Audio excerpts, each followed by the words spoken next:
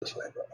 Please note that this meeting is being conducted utilizing electronic equipment in compliance with State Law Public Act 21-1. As such, this meeting is being recorded and will be available to the public in compliance with state law. If you are attending remotely, please remember to mute your microphone unless you are speaking. Anyone participating remotely should state their name and title, if applicable, at the onset of each occasion that such person is speaking. All votes taken during which any member of this body are participating remotely shall be taken by roll call unless the vote is unanimous. Chat features will not be utilized nor considered during this meeting. Good evening, my name is Keith Lamar. I'd like to call this meeting to order. This is the Inland Wetlands Commission meeting for the town of Monroe. It is September 8th, right? 8th, 2021, and the time is 7:19 p.m. First order of business is the Pledge of Allegiance. Please stand.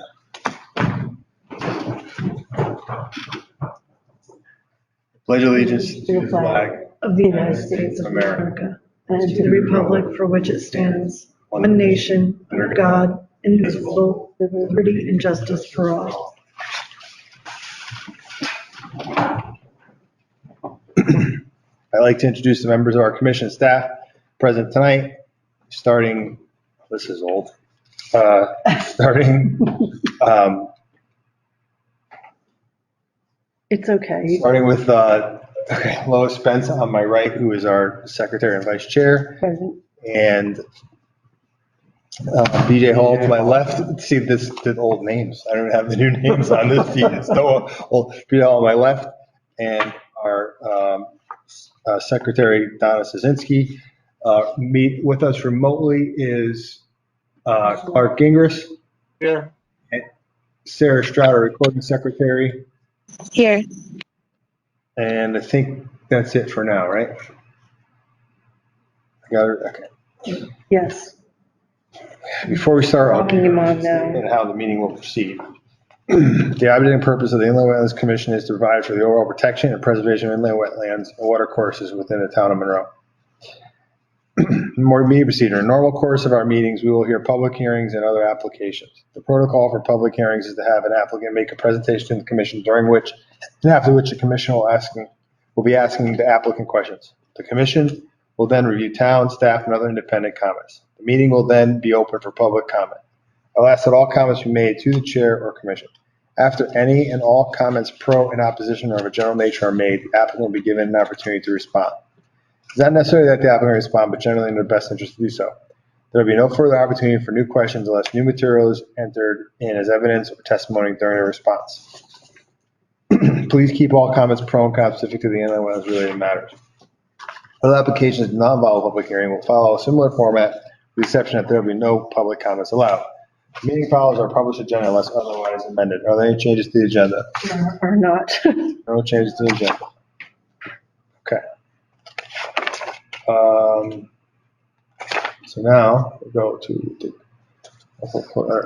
this is the general public participation part of the meeting. Reserved for public participation. If anybody has anything they'd like to discuss with this commission in regards to a wetlands related matter on a topic or that's not presently in front of us now or will be in front of us in the near future? Do we have to unmute everybody? So, anybody online? Normally we just ask and they can unmute. Anybody remotely, do they just unmute themselves and speak? Yeah, they do. Oh, it's so. Doesn't look like. Okay, and I don't see anyone.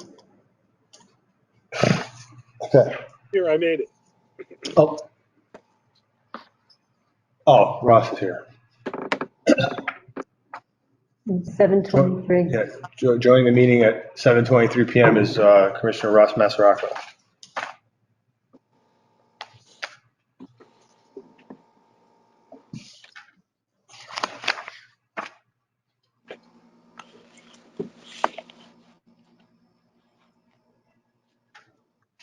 Jeez.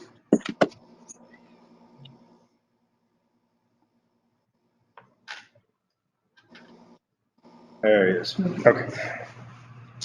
All right, subdivision report recommendation to P&Z Commission, none. regular meeting, no public input, none public hearings, IWC 2021-09, 1271 Monroe Turnpike, multi-age restricted development with associated site improvements. Did we get a decision on whether the mailing was sufficient? Yes, well, they had signs posted at their properties also with all the completed information on it. So I think that Attorney Schellenberg and I think Kevin had discussed, This isn't, yeah. you guys? No. Oh, it's, Well, for both of them, Oh, though, for- they all followed the same thing, so that they said if they wanted to, they could continue, that it was okay, because they had followed okay, just to make sure. rules. The other company, the manager did call, and they are going to go to the P and Z meeting rather than the inland wetland one. Okay. So, on that note, Turn over to the applicant.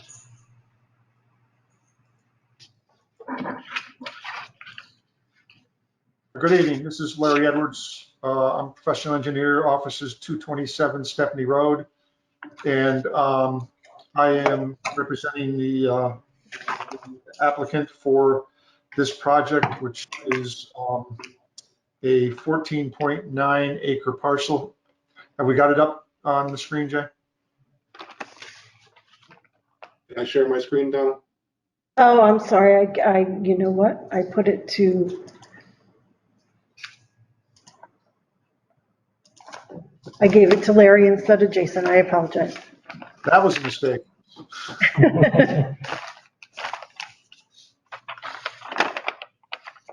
Okay, this just gives an overview of the property. It's 14.9 acres. It's frontage on Monroe Turnpike to the west, basically almost across the street from the Stevenson Firehouse on the corner of Barn Hill Road extension. The High Meadows Elderly Complex is located to our south. And the remaining parcels around us are residential homes. The property contains 3.9 acres of wetlands designated by the soil scientist, and an additional total of 8.1 acres of wetlands and upland review area on the site. So it's currently zoned 2 acre. We are in the process of hopefully obtaining a zone change to AAR, which is an adult residence, and I'm not sure what that all stands for, but it's the same that the High Meadows is next door.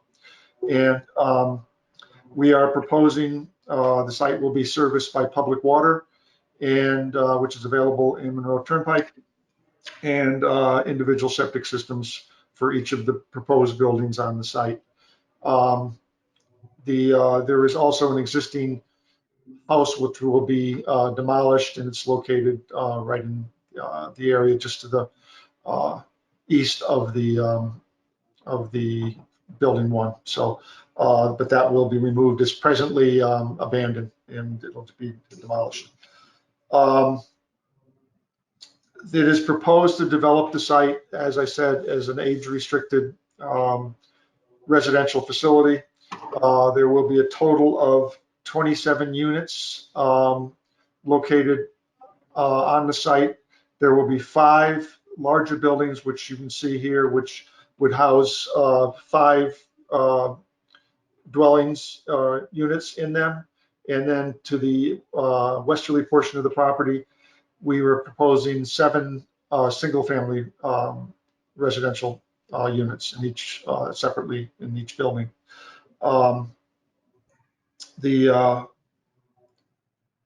Basically the overall, there is presently an existing driveway which services the existing house on the site, which basically you can see it. See it through here, and there is an existing culvert which goes under that driveway and connects the two wetland systems, the larger one to the south and the smaller one to the north. And we are proposing to follow that same path with our proposed access driveway. That driveway will be approximately 1,200 feet in length. And I'm trying to let him catch up. Okay, 1,200 feet in length, and we'll end in a small cul-de-sac at the top of the hill. You know, in general topography, the site is relatively flat toward the front. You know, therefore, you know, that's the wetland areas have created in the upland corridor. And then once you get past the secondary wetlands that kind of divides the property, it rises and is, you know, very high, not very high, but very well drained, and the soils are very good. And that is the area we're proposing to do the primary portion of the development on the site. There are two wetlands detention or stormwater basins proposed with the development of the access driveway. A very small one located right along Route 111, Monroe Turnpike, and that will basically collect the water off of the first 300 or 400 feet of the road.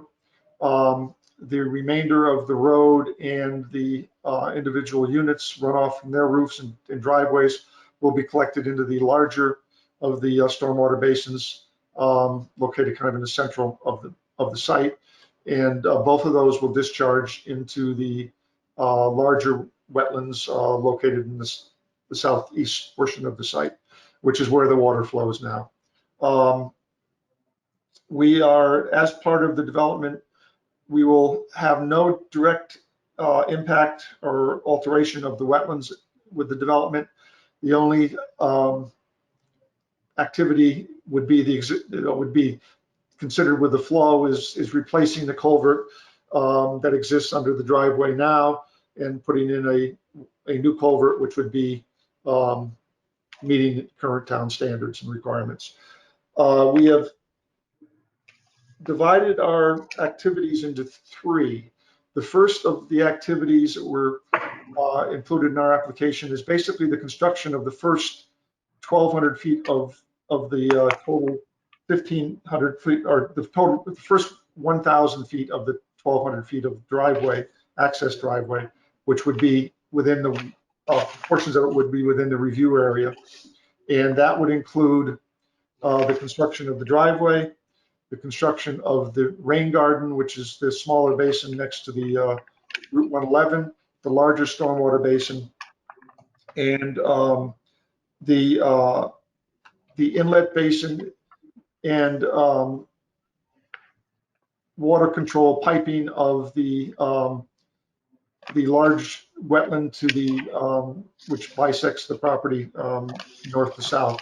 Presently, there is no intermittent water course. There's no established water course that comes out of that wetland area.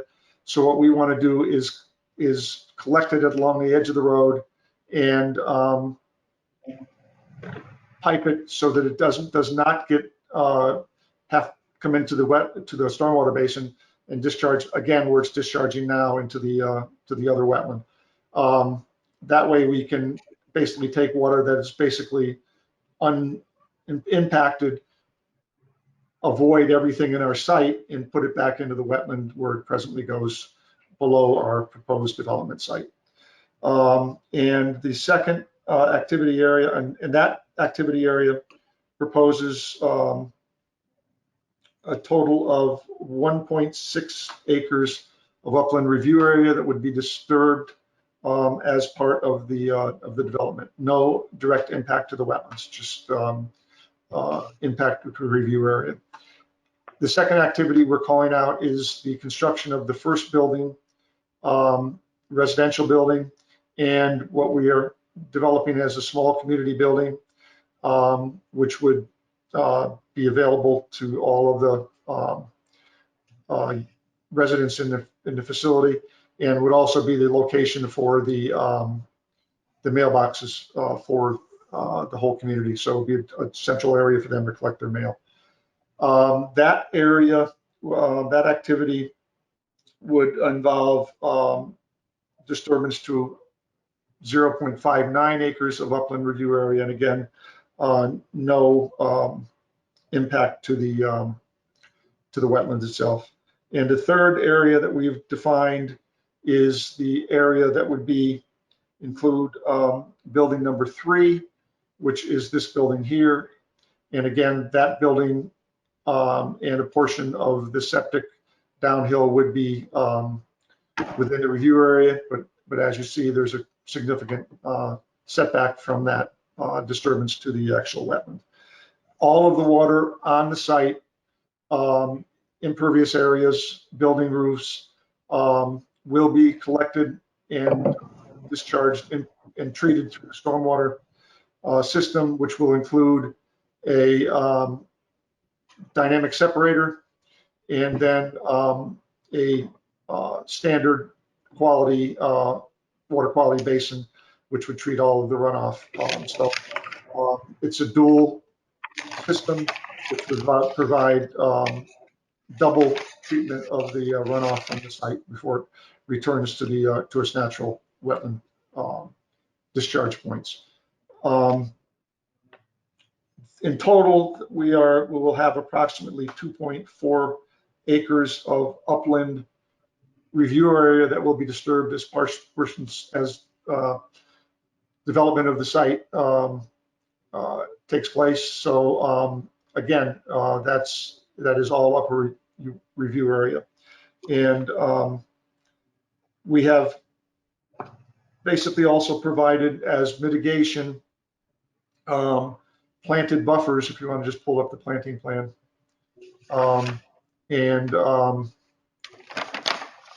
We have basically put planted buffer along the areas that were in close proximity and we felt had the potential for being impacted by the development, and primarily to provide a buffer so that there's no intrusion into the areas. The one thing about this type of, here we go. Basically, we have all along the roads, we'll have a planting buffer along both sides of the road as you come in the areas, and then along the westerly edge of the building number 1, and again up through this area that's in close proximity to the driveway crossing. So there's a planting detail and schedule included in your application package. The other point of mitigation, we haven't shown it, but we would recommend a conservation easement. We can incorporate all of the wetland areas on the site into conservation easements that would provide protection and be recorded, with the approval. The one thing, again, this is an age-restricted community development, and the experience, I think the commission will also agree with this, that generally you do not have the encroachment issues on a community such as this as you would in a single-family residential housing subdivision where people own the homes individually, and the encroachment issues become a factor in most every case in the town, probably. In these type of communities, it's a homeowners association which maintains the property. They mow the lawns, they take care of the outside, and so they're going to basically have whatever is developed as part of the site, and they'll maintain that, but there's no reason for there to be any encroachment beyond that. So I think that provides some assurances of long-term encroachment from a project of this type. The final item is the commission requests 2 alternatives, and basically we looked at a conventional subdivision, which would normally be one of the considerations for the project. And again, with the proposed development, the access driveway is constructed as a driveway, not as a road. And therefore, we have a lot of flexibility in how we can configure the driveway. And that with that flexibility, we're able to put the driveway, in the areas that weren't wetlands, and avoid the wetlands in all cases. And they're tighter turns. They're allowed to have tighter turns, steeper grades, and so forth. So if we do a conventional subdivision, you're going to be talking about 5 lots, about the same amount of distance of road versus a driveway, and direct impact of 6,900 square feet, which would be for the construction of the road, because we can't put the road over here where we have the existing driveway, because we can't make these turns and meet town standards for a town road. So this is an alternative which would obviously meet the current zoning regulations, but would have some significant impact to the wetlands as a result of that proposal. And as our second alternative, we, and this is something we looked at as an option in our development scheme when we looked at the property, was to configure the property in all single family units. And that would be a total of 25 2-bedroom, single family detached units. And it's really no significant difference in the amount of impact. These buildings here are getting closer, these would be closer. But in going with the multi-unit layout, you're able to consolidate the development footprint and eliminate some of the activity within their impact within the review area.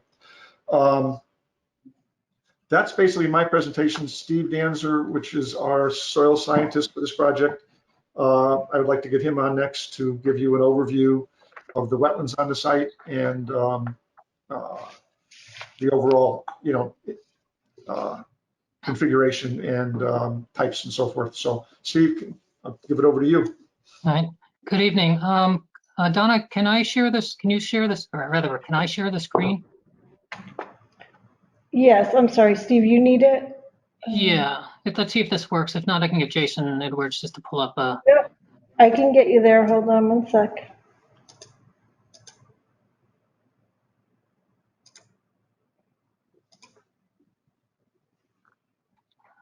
All right, hold on. Oops, I got it. Except it's probably too big. Hold on. Now it's too small.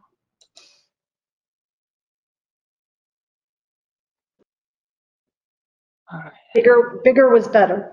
Bigger was better. How about this? I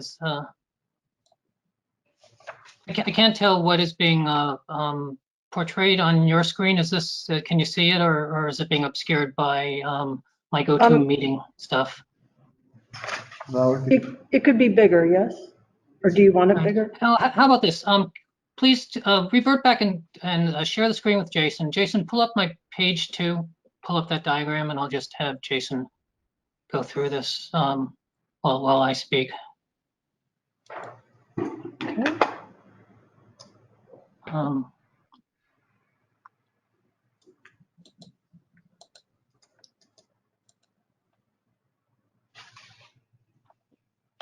And while I'm trying to, I can start in a minute. I just need to get back to where I was there.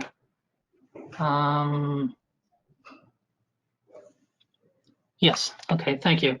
Okay, good evening for the commission. For the record, my name is Steve Danzer. I'm a soil scientist. I'm a wetland scientist. I'm a Connecticut licensed arborist, and I have a PhD in renewable natural resource studies. My office is in Stamford, Connecticut, where I'm reaching you via virtual. I'm going to be brief. What I just want to do is go through a quick overview of the wetlands. Larry told you a lot of stuff about it, but I just kind of want to share my perspective. As you know, looking at the screen, there's 4 wetland or watercourse systems located on the property. And label them 1, 2, 3, 4. Two of the systems are interconnected. That's wetland 2 and wetland 3. And the other two systems, wetland 1 and wetland 4, are isolated from the rest of them. The wetland and watercourses on the site were examined and delineated during the week of April 19th, 2021, documented in a soils report shortly thereafter. And then I did an environmental report going into greater depth about the quality and the environmental impacts on dated July 12th, 2021. The first wetland I just want to briefly go over is wetland 1, and that's all the way to the west. It's an intermittent stream corridor. It's approximately 332 feet in length. It drains southerly. It's shallow, braided, often poorly defined, but very, very, very densely vegetated. It's physically and hydrologically isolated from the other wetlands on site. It starts at a stone wall that's about 50 feet north of the property boundary, and it basically fizzles out as sheet flow south. And I think I was a little bit ambitious when I kind of sketched it. It really doesn't go farther than the blue, but it more or less fizzles out about 125 feet north of the southern property boundary. The important thing to understand about this watercourse is that this intermittent watercourse is that it does not directly surficially flow into any other wetland system.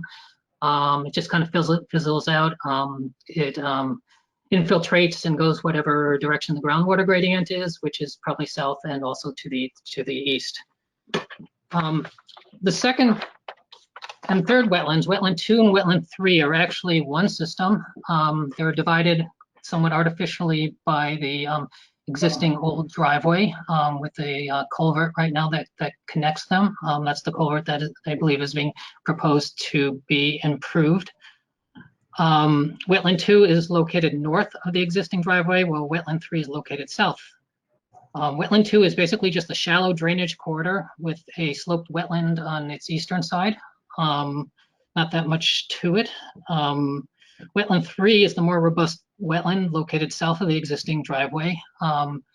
It's a complex system. It has a central drainage corridor, a bunch of tributary drainage corridors, intermittent water courses, which you see down to the south, and there's also one to the northeast.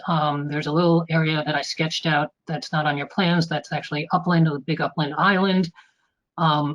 To the west, kind of where my sign says wetland 3, it's sloped.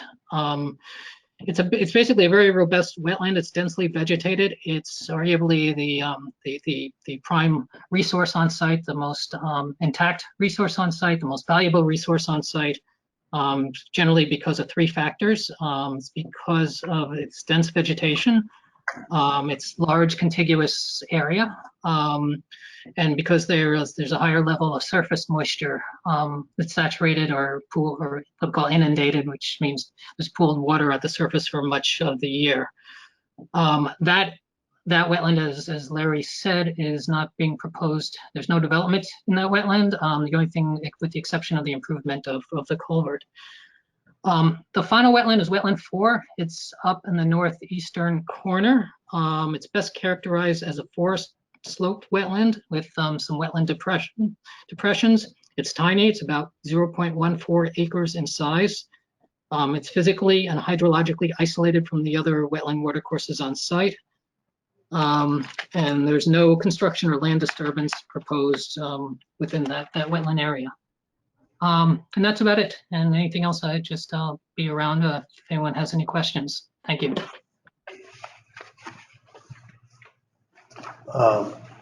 With the online, Commissioner Gingrich, you have any questions for the applicant? At this time. Commissioner Massaraco? Not at this time. All right, Commissioner Hall? I do have questions. First question is regarding the driveway.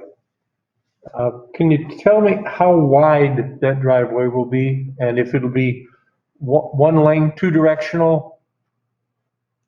It's 24 feet wide, which is the requirement of the zoning regulations, and it will be two directional, Okay. one lane each direction. Okay. You mentioned the community building. Is that, will that mailboxes be located there? Can you talk a little bit more about what will go on around that community building? I wish I could tell you more, but what the intent is to have an area. The building is relatively small. I think it's somewhere in the neighborhood of 24 by 36, I think. So it's not meant as a building that's going to house parties or whatever. In other facilities, and I think High Meadows is the same way. They have a small community center that people can reserve for, a birthday party or something like that. There's going to be no kitchen, formal kitchen. They'll have a single set of bathrooms, and that's basically what it is. It's as far as what the use will be, is going to be more subject to the ultimate use of the tenants. The one thing in these units are proposed to be a little bit bigger and a little bit more standard in terms of sizing. Where each of the units will have its own two-car garage. The units are going to be somewhere in the neighborhood of 2,000 square feet each. So, it's going to be more of a case of a situation where maybe the community wants to get together for something, but the units are going to be large enough that, most of the functions of a small apartment complex or community would not necessarily be the function of it in this case. Okay, yeah, I was kind of wondering because of the just 5 parking spaces there. It didn't seem like it had a lot of capacity, but you explained that. Thank you. Could you talk a little bit more about the conservation easement and what you're proposing there? What I am proposing, and to be honest, we didn't show it on the plan because I kind of want to get some feedback from the commission.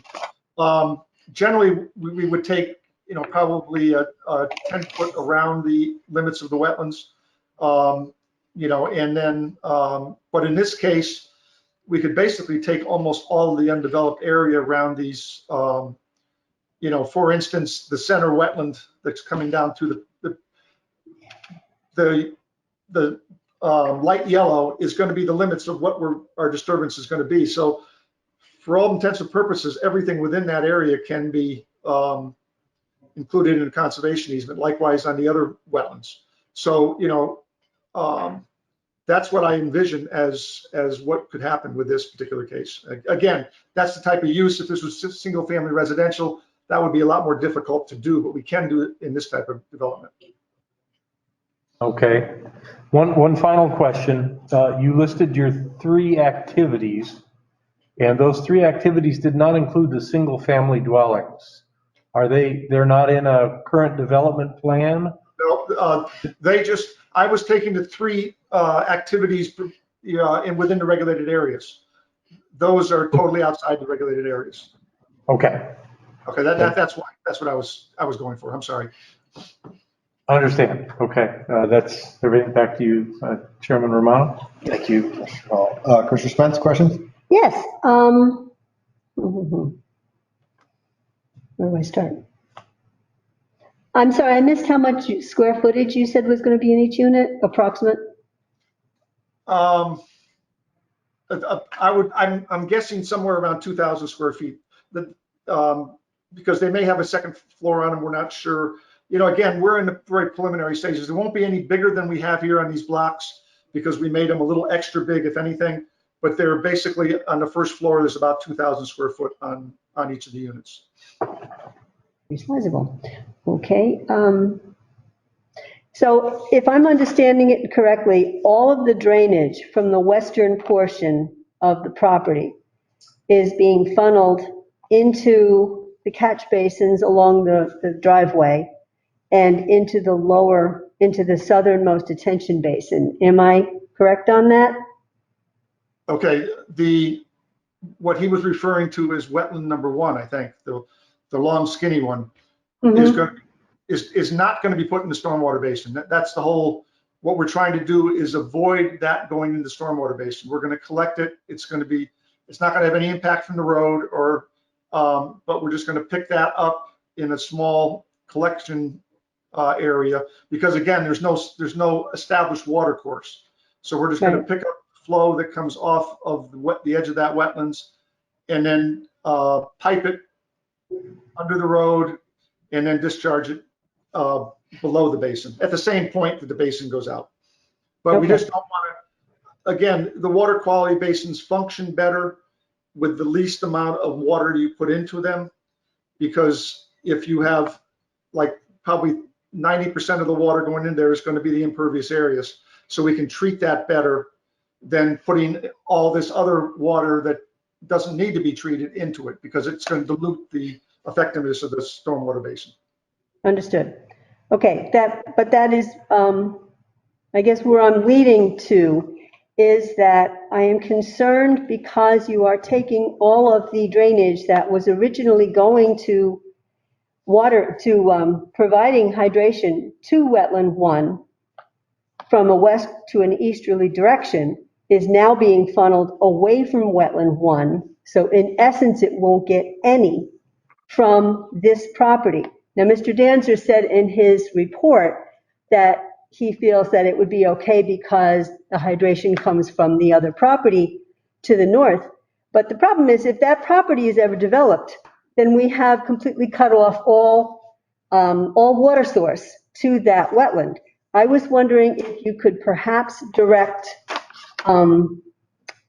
roof water or footing drains or something toward the wetlands, some kind of hydration for wetland one that originates on this property so that anything that happens off this property will not affect it. Is there a way to do that? That's something we could look at for sure. That would be I don't see awesome. a reason why we can't. Okay, that's one. I was looking for a bar graph. Could you please supply a bar graph on your plans? Because there wasn't any, it makes it hard to try to estimate how big everything is. Okay, that's easy to do. Okay, do you anticipate any blasting? Yes. Basically, let me just, I should have said this in my introduction, but let me just go over what the grading is going to be on the site. Basically, as you come in from Monroe Turnpike, as I said, coming up to the end of wetland one, it's relatively flat. So there's really no major regrading that will be necessary. Once you come up beyond wetland number one, then we are basically going to be taking and filling along the lower edges of these lower units. And that material is going to come out of the up on the top by what would be units. I can't read the numbers, but 6, 7, and 8. That area, there is about a 8 to 10 foot cut that will be up in that corner. And that material will be distributed below the unit 3 and a portion of unit 2, or building 2. So that's where the grading, and there's a good chance that we will have some rock up in that corner, but that's the only place that we'll be doing any cut on the site, which is well away from the wetlands. Is there a way you could do it without blasting? I can't, that you're asking something that you don't know until you get into construction. Obviously, we would sooner do it without blasting. If it can be done that way, we would be willing to entertain it. But I'm just telling you what I believe. In New England, it's kind of hard to get down 8 feet without hitting some rock. So I am sure there's going to be some rock encountered up in that corner. Okay, but you're saying it's only 8 feet that's going to need to be removed? Yeah, this is one of these other projects that you've been looking at lately. This is very, very limited amount of disturbance in terms of rock. Okay. Okay,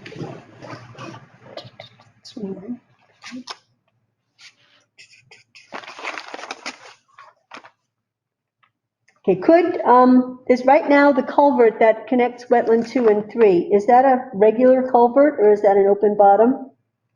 It's a relatively small pipe. I think it's only a 15-inch pipe. Let me see, I just want to make sure I'm not saying something that's wrong. But this isn't a pipe that you're thinking of in terms of a box culvert or something like that. It's a 15-inch pipe, so there isn't a lot of flow that comes across there. Alrighty. And is this a private road or is this going to be a public road? Private road. Private road.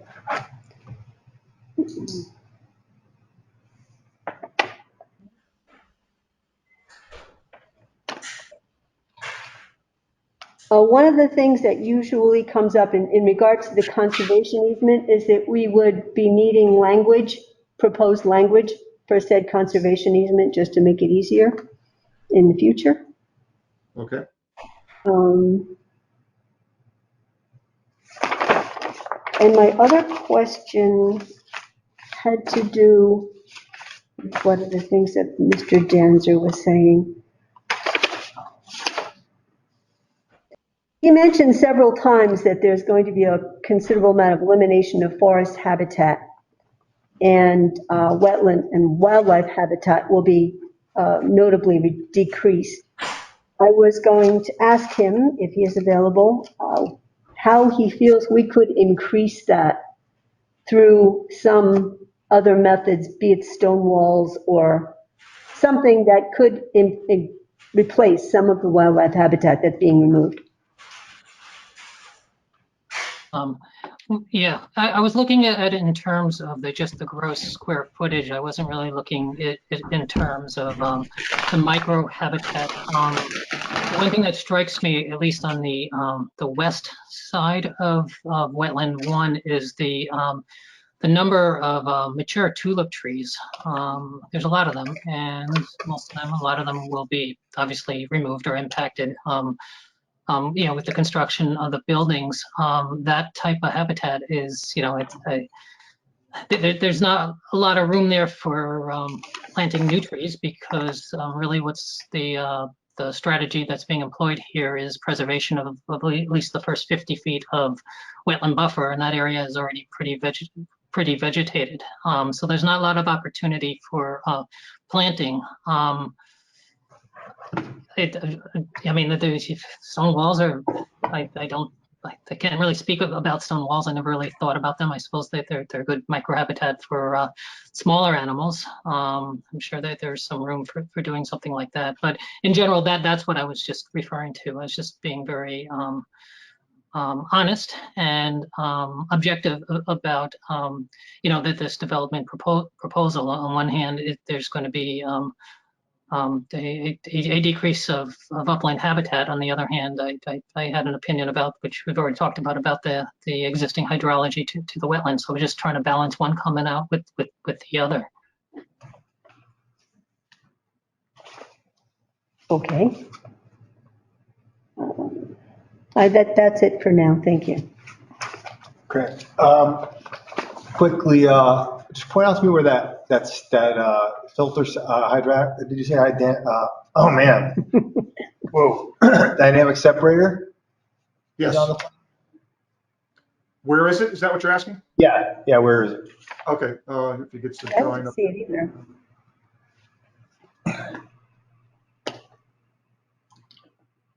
It is, okay. Right there, yeah. And basically that's taking, if you notice, it's going to pick up all of the water from this catch basin and this, the building 1, and then all the driveway down to that point, and then that'll all treat out and then go into the stormwater basin. And the same. I'm not seeing it. I don't It's see the the yellow connection. circle? Yeah, I see where those are connected. I think they look like they go directly into the basin. the hydraulic separators only take the first 1 inch of runoff.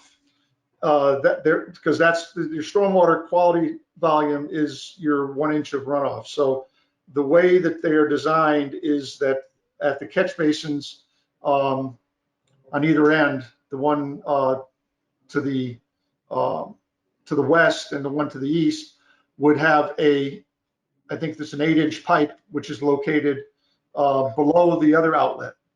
And so the first surge of water that comes off of the road would go into this separator, and that would be treated. And then once it gets beyond that amount of flow, then it goes directly into the stormwater basin. Okay. That's the way they're designed. You don't want all the water going into the vortechnic unit because they aren't designed to take large volumes of water. So the least amount of water you put into them, the more effective they're going to be. All right. What are those numbers again for the area that's wetlands and upland review as far as acreage? Should be here. Just checking my numbers against. The first thing you said in the hearing. The total upland review area altered is 2.45. The total on the site is 8.1 acres, but that includes the wetlands, I believe, also. All right, that's what I thought. Because when you said 8.1 and then 4 something wetlands, like there's nothing left. That was a little. Yeah, no, it's to be honest with you, I had it written that way, and then I looked at the same thing and I said that can't be right. So Right. basically, the review area includes the wetlands, is what it is. So. Yeah, gotcha. Now, can you show us where the septic systems are going to be? Yep. In You this, said each unit has its own system? yeah, each unit, again, this is a smaller overall scale than what you would see like for High Meadows next door. That required what is called would be a deep system now, DEP, and that is anything over. Now it's anything over 7,500 gallons has to go to deep. If it's under 7,500 gallons of anticipated usage, it goes under the state health department. And the state health department regulations are that each building has to have its own septic system. So Building. So the ones that are 4 units together have one larger system, and each of the smaller single family have their own. So he just highlighted them here. Building number 1, it's right along the edge here to the west. And then you go to building number 2, it's right in front of the building. Building number 3, it's right downhill of this. 4 would be in between the 2. And then the only one that's a little bit odd there is 5 is all the way down here. And then each of these individual houses would have its own septic system. And again, you know, they're designed as a 2-bedroom unit for the individuals. So the systems are very small. And in my opinion, professional opinion, this is a lot more, in my view, better than the larger systems were like High Meadow next door. I think they're having problems with their system now. And you get so much water going into one area. These are basically individual, even the bigger building units, you know, some of these are 2 bedrooms, some are 1 bedroom. They're probably average like 6 bedrooms per each one of those big buildings. That's not a lot bigger than some of the houses that we designed for an individual, you know, residence. All right, that's it from me. Any other commissioners have any other questions, follow-up questions?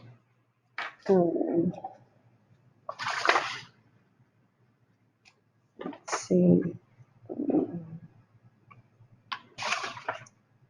Donna, do you know if any of Scott's comments need to be brought up in this hearing? I do not. If you want to ask the applicant whether they've been addressed. Okay, applicant. Have any or all of Scott's comments been addressed? No, because we had received them just before the previous meeting that didn't happen. And we were going to redo them and resubmit them, but we felt there was nothing significant. It was basically comments on some drainage issues, but there was nothing of any significance in his comments. We have to address them, but we were going to wait until your first list of Correct. issues, and then we'll make a change for the next meeting. Okay. And I don't believe I have any more questions. I think I'm pretty well questioned out. Anybody else? No. So you guys want to wrap up the presentation? Yeah, we're set with our presentation. Obviously, the public. Okay.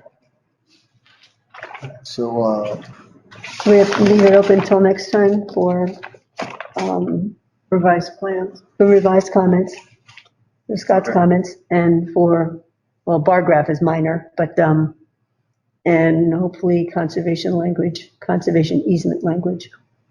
okay, so we're gonna table this to the next meeting. Is there any public? Sure. Oh, good idea, public. That's where you can get all the way through and not. Right.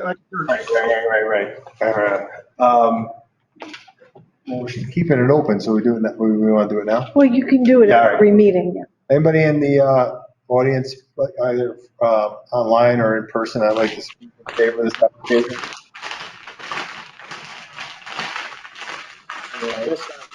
What's that? Committee commissioners available? Yeah, oh, can we, why don't we right. close out the map, Hold on. so it's easier to see this.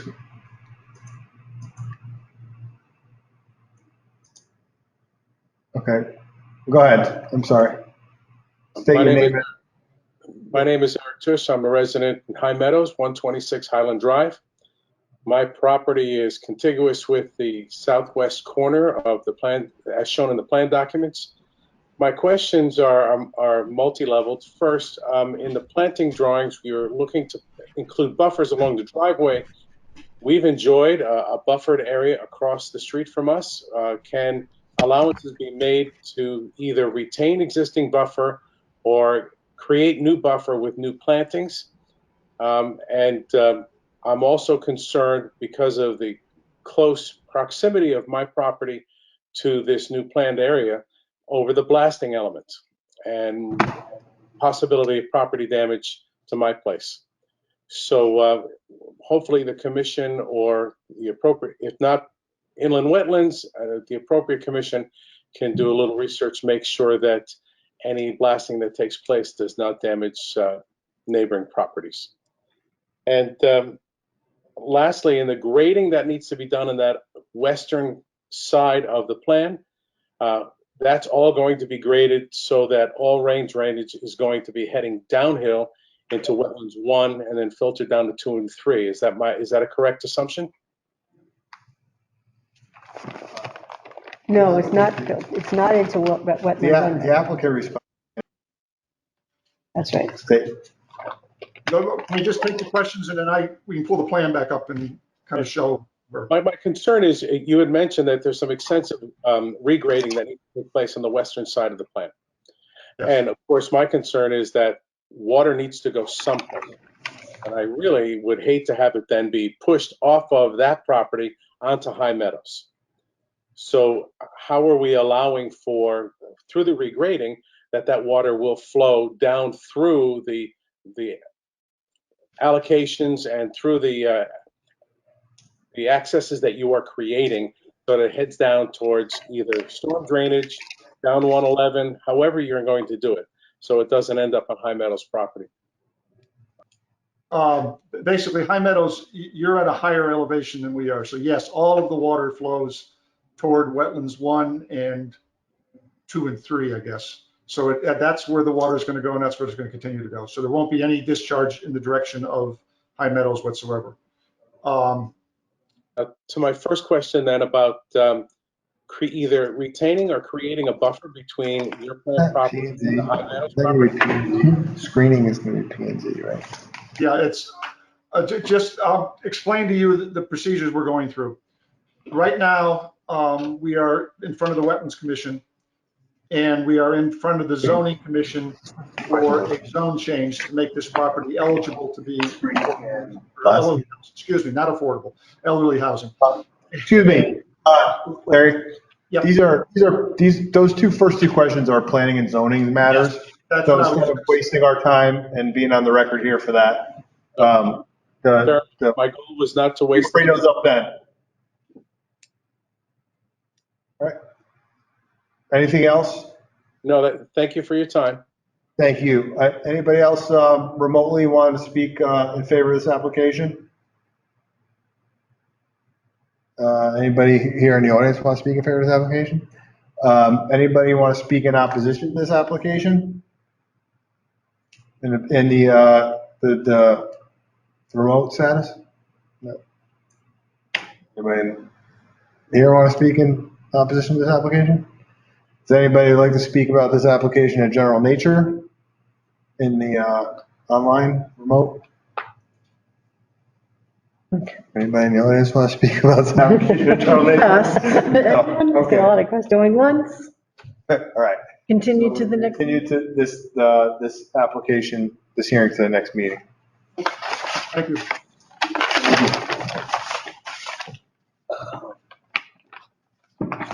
IWC 2021-11, 10 and 36 Main Street, excavation and fill application to repair property for future site development.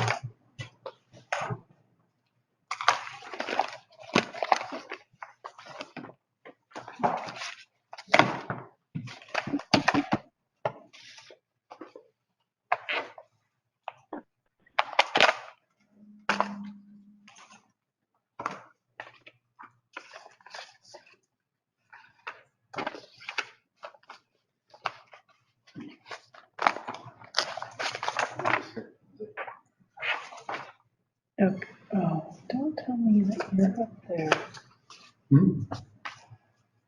I don't know how to get rid of that silly thing. It's fine. Walk around it.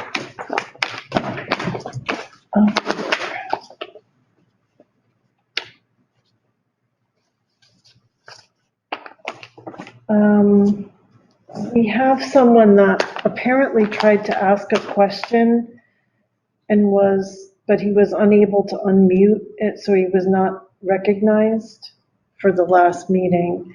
We can, I mean, it's still open, so. Yeah, so it'll have to go to, all right, that's fine. Can they also write a letter? Yeah, I'll let him know that. Yeah, just in case we have more problems like this in the future. Ready to go? All you. Good evening, members of the commission. For the record, my name is Kevin Soley. I'm a licensed professional engineer in the state of Connecticut with Soley Engineering. Here to talk about an application for application for regulated activity for a fill permit application on 10 and 36 Main Street in Monroe. So with me here this evening is actually Chris Pulowski from my office. He's going to handle a lot of the heavy lifting, but I'm going to be here to answer questions and things like that. So I'm going to hand it over to Chris, and I'm going to enjoy the show like you guys. Good evening, commissioners. For the record, my name is Chris Pulowski. I'm a civil engineer with Solely Engineering offices here at 501 Main Street in Monroe. As Kevin alluded to, before you, we have an inland wetlands application for 10 and 36 Main Street. It is a part of an excavation and filling permit that is currently also before planning and zoning. So on the first slide here, we have an aerial of the town of Monroe.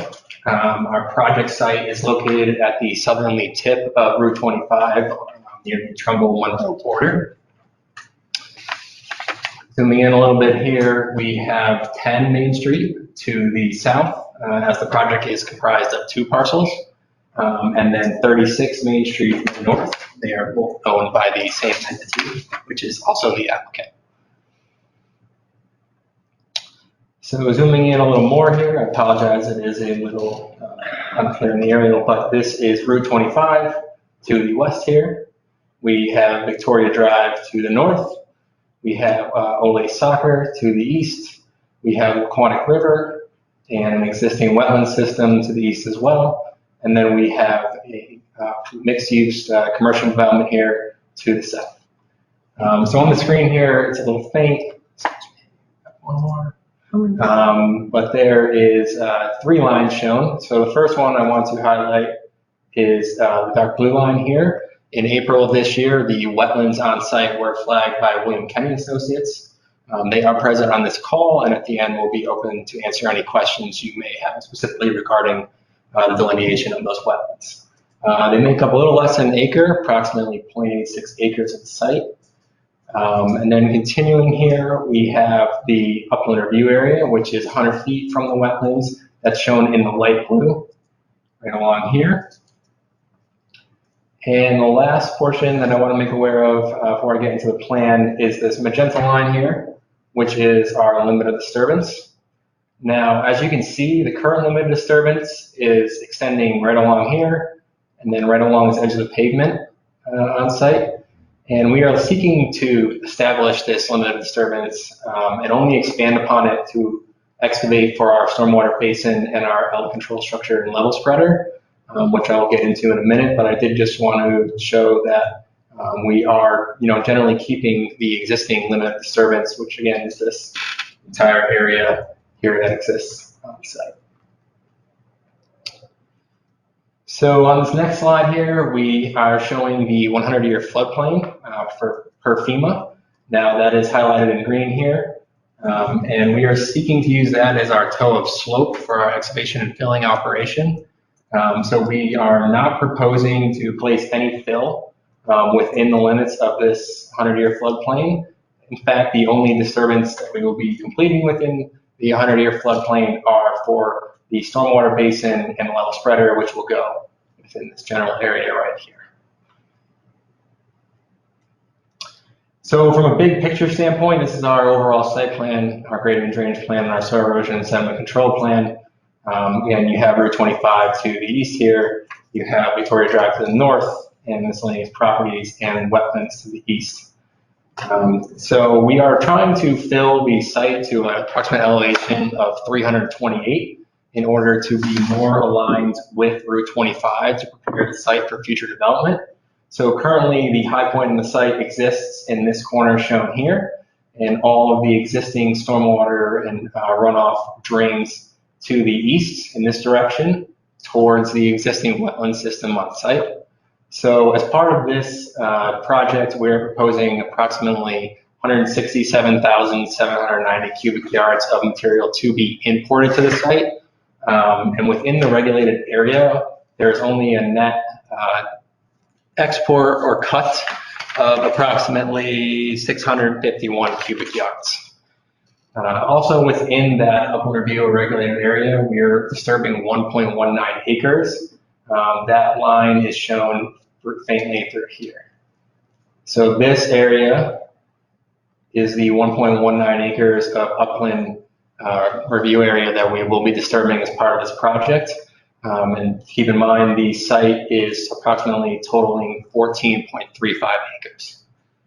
So again, we are proposing to fill the site to an elevation of 328 approximately to prepare essentially a flat pad for future site development.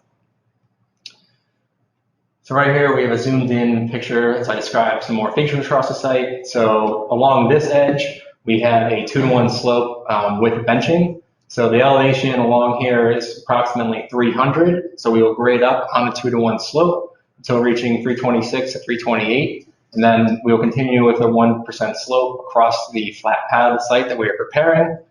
And then for the stormwater measures on the site, again, the water currently runs from the high point all the way across the site into the existing wetland system here to the east. So through a series of divergent swales, which are shown here and here along the southerly property border, we are proposing to direct the water to a proposed water quality and stormwater basin located just before the discharge into the wetlands.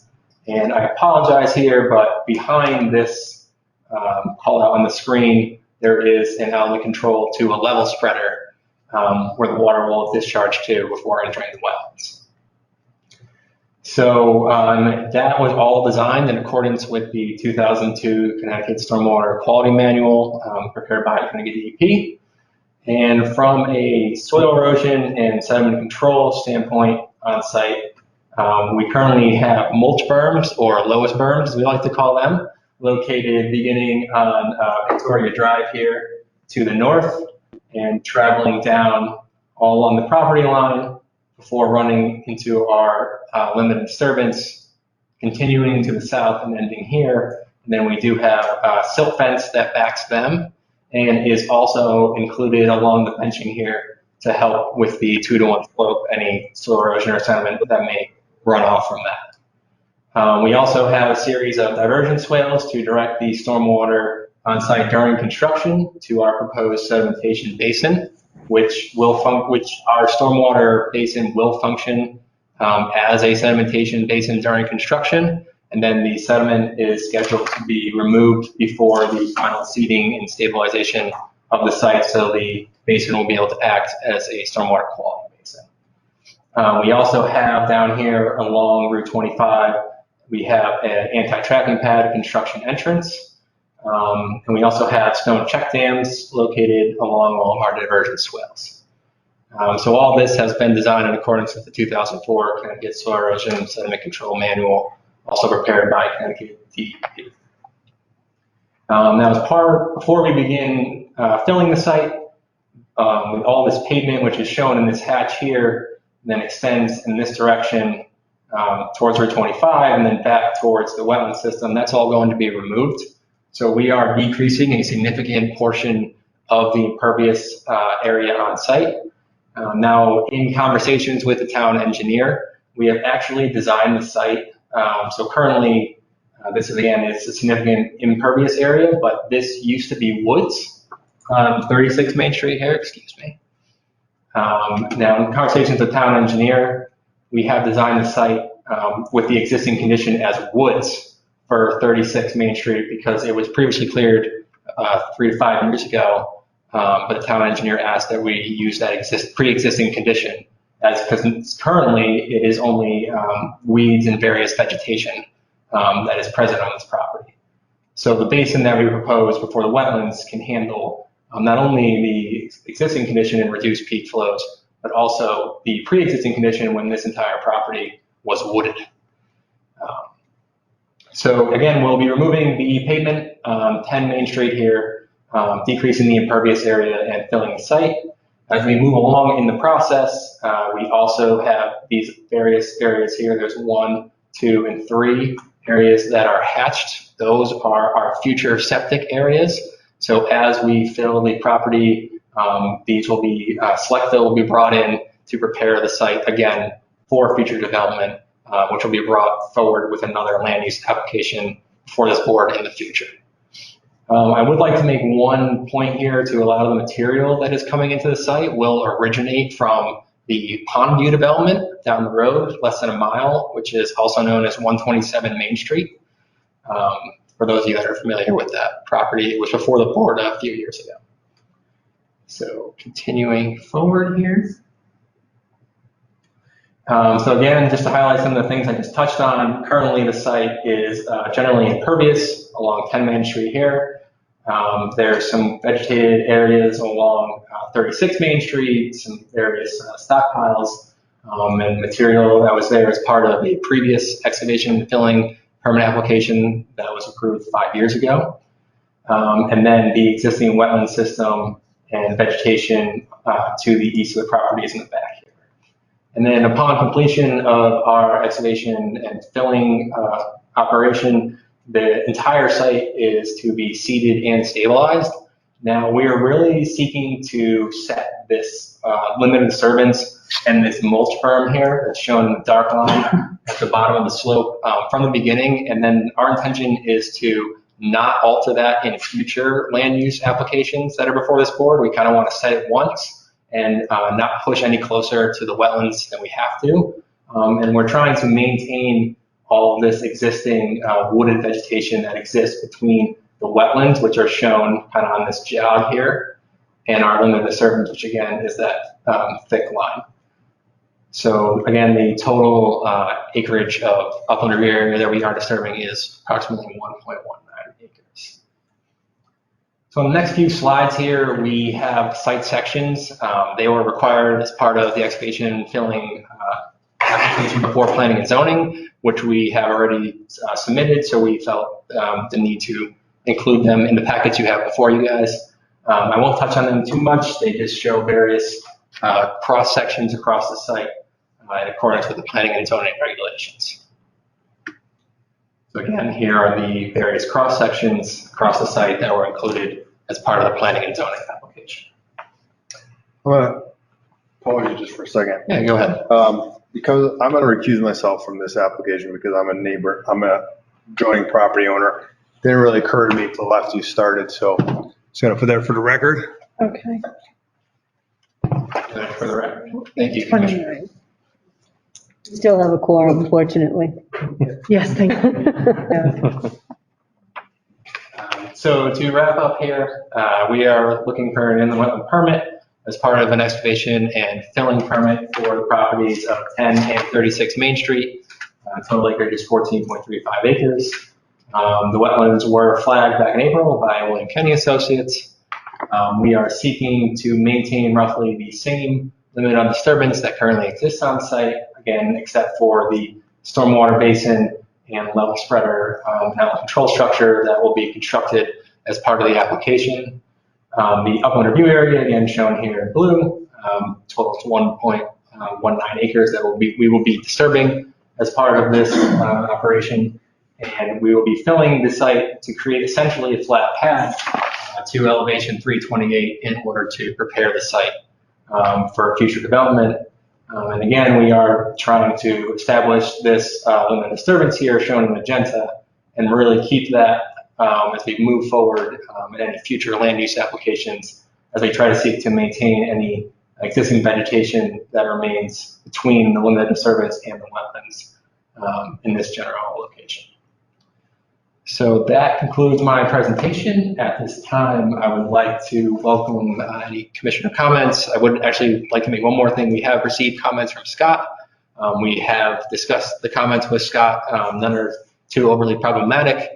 We were waiting for commissioner input and feedback before we compile a complete response to any comments you guys may have, as well as Scott's, which we will submit before the next hearing. Thank you. Well done. Okay, I guess I'm leading this charge. Yes, you are, Lo. Clark or Ross, have either of you any questions? How many yards of fill were we talking? Bringing into the property? Throughout the entire property, we're talking 167,790 cubic yards.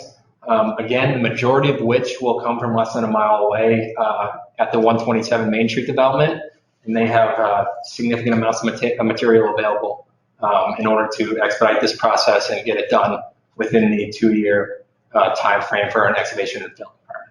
So, but within the regulated area specifically, we are actually cutting 600. There's a net cut of 651 cubic yards, and that is to excavate for the proposed stormwater basin in this area right here.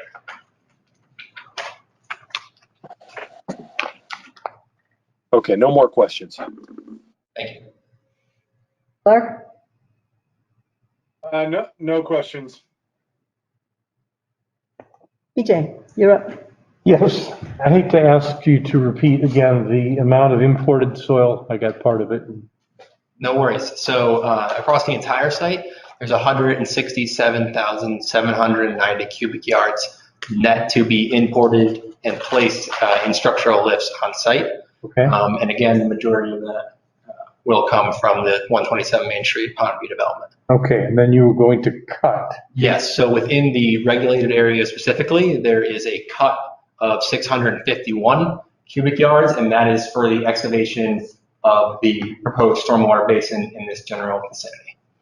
If you could go back to 2.21, that I think would help us see that.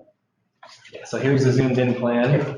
So this pad, if you will, the limit of which, the top of the slope, is shown here. Sorry, actually.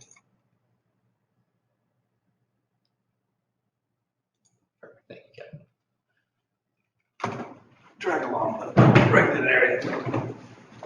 That's good. Well, I am.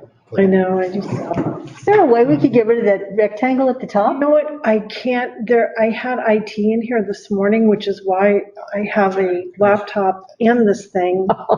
They are apparently going to be switching over to Zoom. I apologize. Oh, all right. He knew, he said, it's going to be a problem. I said, thank you. Great. Thanks a lot, right? So within that red line there is the Monroe area. Mhm. So to the east or towards the wetlands within that vicinity, and you can see the stormwater basin shown here. There is the mouse. I apologize, but Yeah, it's right up stormwater basin underneath. in the general vicinity of in the eastern where the property corner kind of comes in there, we'll be excavating that, and that is where the cut of 651 cubic yards comes from.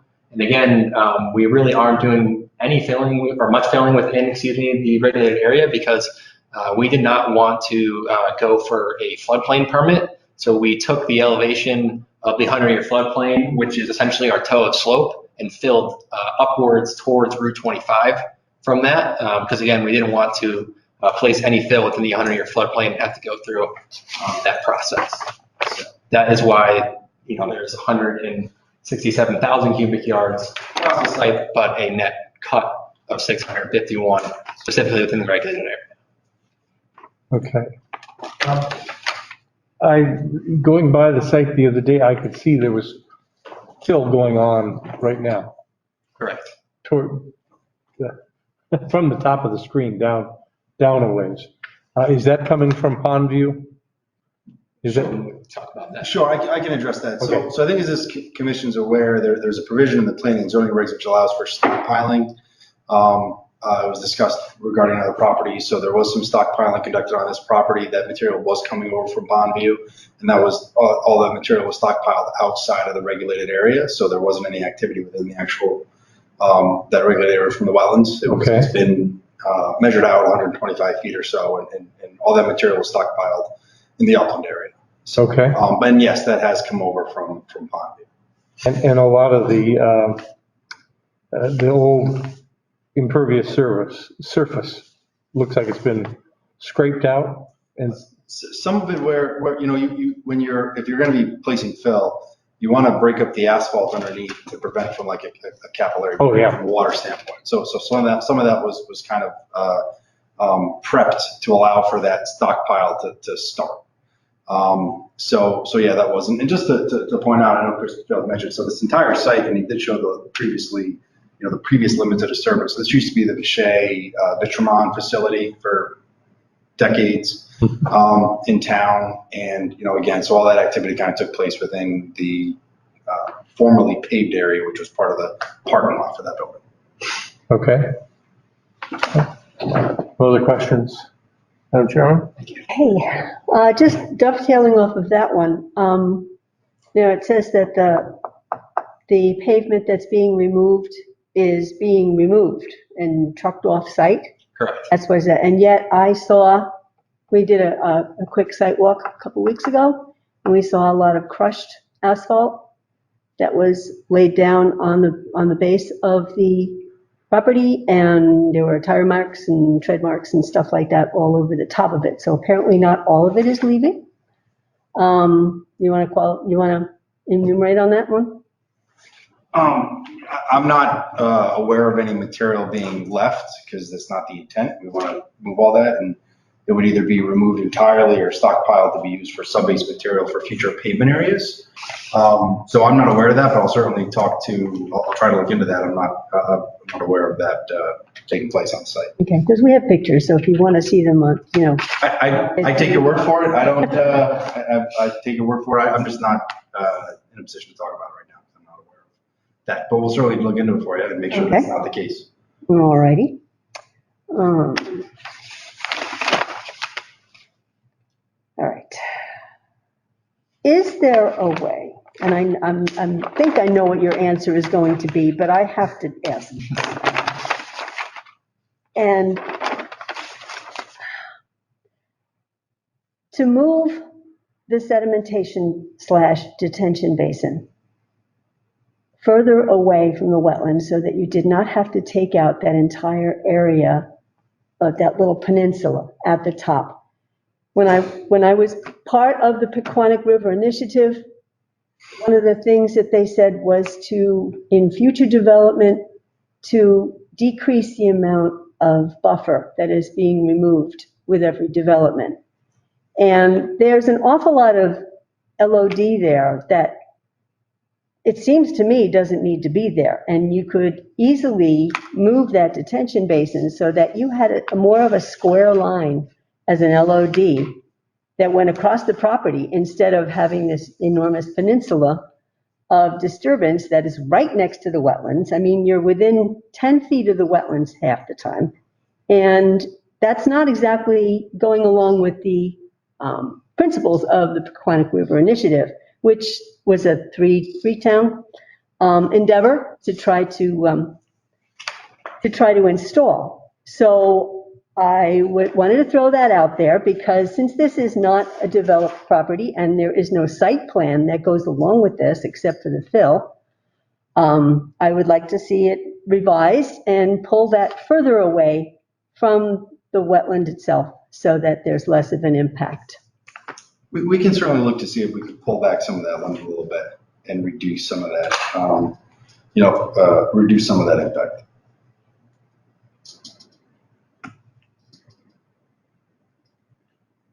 How much do you think you might be able to do? I think we can probably pull our outlet control structure back and straighten that out a little bit. Part of this is because the site drops off so precipitously from Route 25, in order to try to prepare a pad that can be suitable for future development. Obviously, the site itself, requires a lot of import in order to make it viable from a commercial standpoint, because a lot of people wouldn't go here if it's just down on the hill off of 25. So we have to kind of develop enough of a pad and have sufficient area to justify the site work required to do the, work required to prepare the site. So, but I think we can pull it back. Let us take a look at it and see how much we can pull it back, and we'll provide some revised plans and drawings for you guys to consider, in response to this hearing and Scott's comments as well. Okay, that was the next one, is that basin number 1 should be either sedimentation or water quality. Well, it has to be both. It has to be sedimentation basin during construction.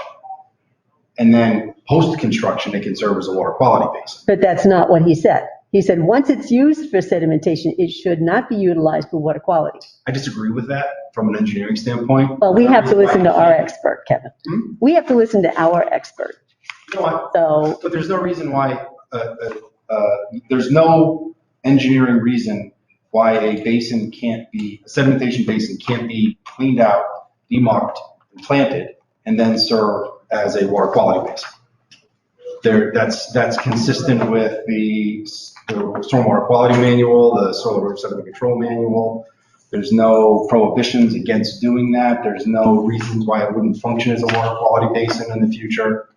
And in fact, this commission has approved and other projects have implored the same exact thing. I'd actually, go to Karuba, right? The water quality basins, both in front and behind that building, served as sedimentation basins during construction.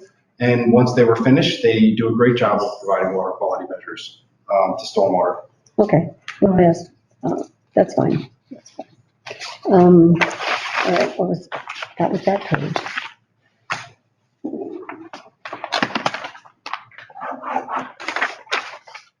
Okay, some other questions here. Did Scott submit his comments? He did. They were sent to us by email the day of the last meeting, Okay. August 25th. Here you go. And they were probably. I almost didn't get them either. Didn't get So, I mean, I printed them out at Okay. 6:30 tonight. So, Where's the packet that didn't get? okay. It's time to go through that. So you said this is a 2-year proposition? So, yes, planning and zoning issues fill permits for 2-year duration, and this activity can be completed within that 2-year window. All right, so what happens then? Well, the site, well, we'll. At what point does the site plan appear? Hopefully development? well before that. We actually have a call Friday with some potential, trying to secure some potential tenants. And then as soon as we have a site plan that we think is, commercially viable, we'll bring in an application. So we hope to bring in an application within the next, I'd say, 4 to 6 months for actual site development. So this Alt 1 appears to be a start of a site plan. Exactly, yeah. We do have some potential development plans that we included in our submission, which kind of show what that potential could be. And again, so the ultimate goal is to develop exactly what's depicted on those ultimate plans. Okay. This is merely a first step application, so we can start the site activities and the earthwork and the import, because it's going to take a long time to bring in all that material, so that the sooner they can kind At of. the rate you're going. Huh? At the rate you're going. It's already filling up quite nicely. You see it right from 25, so it's easy to figure out what's going on. I don't mean to be busting your chops. It's okay. But it's fun. We don't have any kind of a wetlands assessment. I would kind of like to have that, considering, actually, let me ask a question first. How much of the proposed limit of disturbance that you've got is already disturbed? Most, and you can see here. Yeah, I'm having trouble seeing those lines. They're kind of thin, and maybe it's my angle, but So you can see we're actually probably pulling back from some of the existing limits of disturbance with our proposed area. So we're kind of excavating. So one of the other interesting caveats from this site is that drainage from Route 25 is collected and discharged across the street and runs kind of along and in between 10 Main Street and 7182 Main Street, or 4 Main Street, which is to the south. This kind of runs back and then discharges directly into the wetland. We're actually providing some swales and some check dams to provide better control and management of that stormwater, and eventually we'll actually be collecting that and piping it so it actually has adequate protection measures from what it doesn't have today. And then we're kind of creating a swale along this area, which is currently paved, and kind of creating a new edge, which will help convey some of that stormwater through here. So I would say, and I don't have the exact figures for you, but I'd say, there's only a very small area that wasn't previously paved. It was previously disturbed from an activity standpoint, but it isn't currently paved. But I can get you more specific numbers for the next meeting. okay. And I think, as I mentioned, I think we could probably pull that outlet back and maybe preserve some of this area. Okay. Step by step, what happens, at what point does the sedimentation basin go in? Is that one of the first things you put in? Yes. What kind of stabilization do you have around that to prevent just the mulch berms? That's it? Well, we have silt fence and mulch berms down gradient from that. But we generally like to create berms even upgraded from there to direct water to that sedimentation basin, which is sized appropriately to collect and collect water and allow that sediment to settle out prior to discharge into the wetlands. Okay. Also, as they fill, there's that benching built in to the 2-to-1 slope. We have an additional layer of silt fence that will go on that bench to kind of break up the hill, if you will, and protect it before it even gets to that sedimentation. So essentially will be 2 layers of protection. There'll be the silt fence, and then going down gradient, you'll have the sedimentation basin, and then you'll have mulch berms and more silt fence falling before it gets to the wetland. And what will be the face of the slope? Is that going to be grass, or is it going to be riprap? So in the center here, On the slope itself? yeah, so so on the slope itself, it's going to be seeded and established. And in the final condition. Seeded with a conservation mix to provide stabilization for that slope area. You said that's 3-to-1 slope? It's 3-to-1 at the bottom. You said 2-to-1 earlier. Yeah, so it's 3-to-1 in this, along the edge down here, and then it goes to a point, it transitions to 2-to-1 Okay. to make up the grade. What's the least amount of time you think it could take? We'd love to see it done in 12 to 16 months. Okay. All right. Now, are you interested in talking about your alternatives? And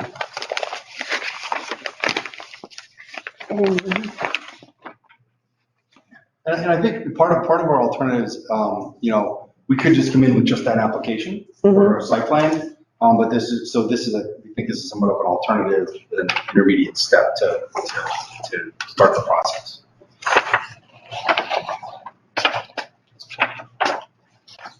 Okay. One of the things that I wanted to throw out there has to do with some articles that I've read recently, and what else I got from, but there's been a lot of discussion in various places about thermal loading. And I'm seeing a disturbing trend away from vegetating parking lots and providing shade. Now, I look at this, and one of the things that brought this to mind was the Amazon parking lot that's going up. And that is going to be 25 acres of solid black, impervious heat sink.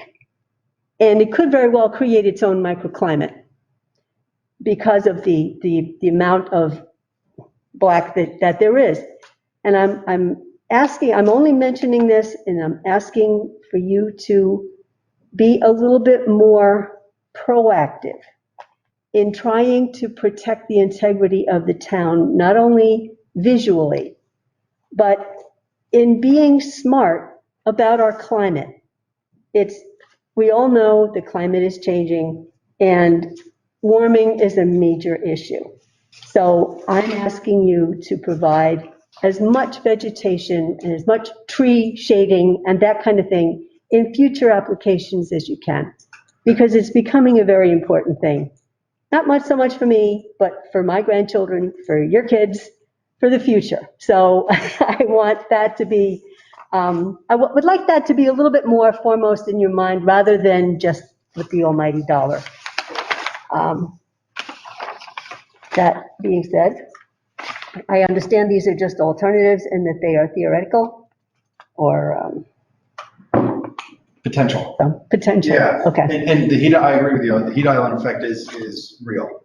And there are a number of things that we try to bring into our designs with landscape islands for all parking lots and, white membrane roofs instead of black roofs, because they absorb heat or reflect it versus absorbing it.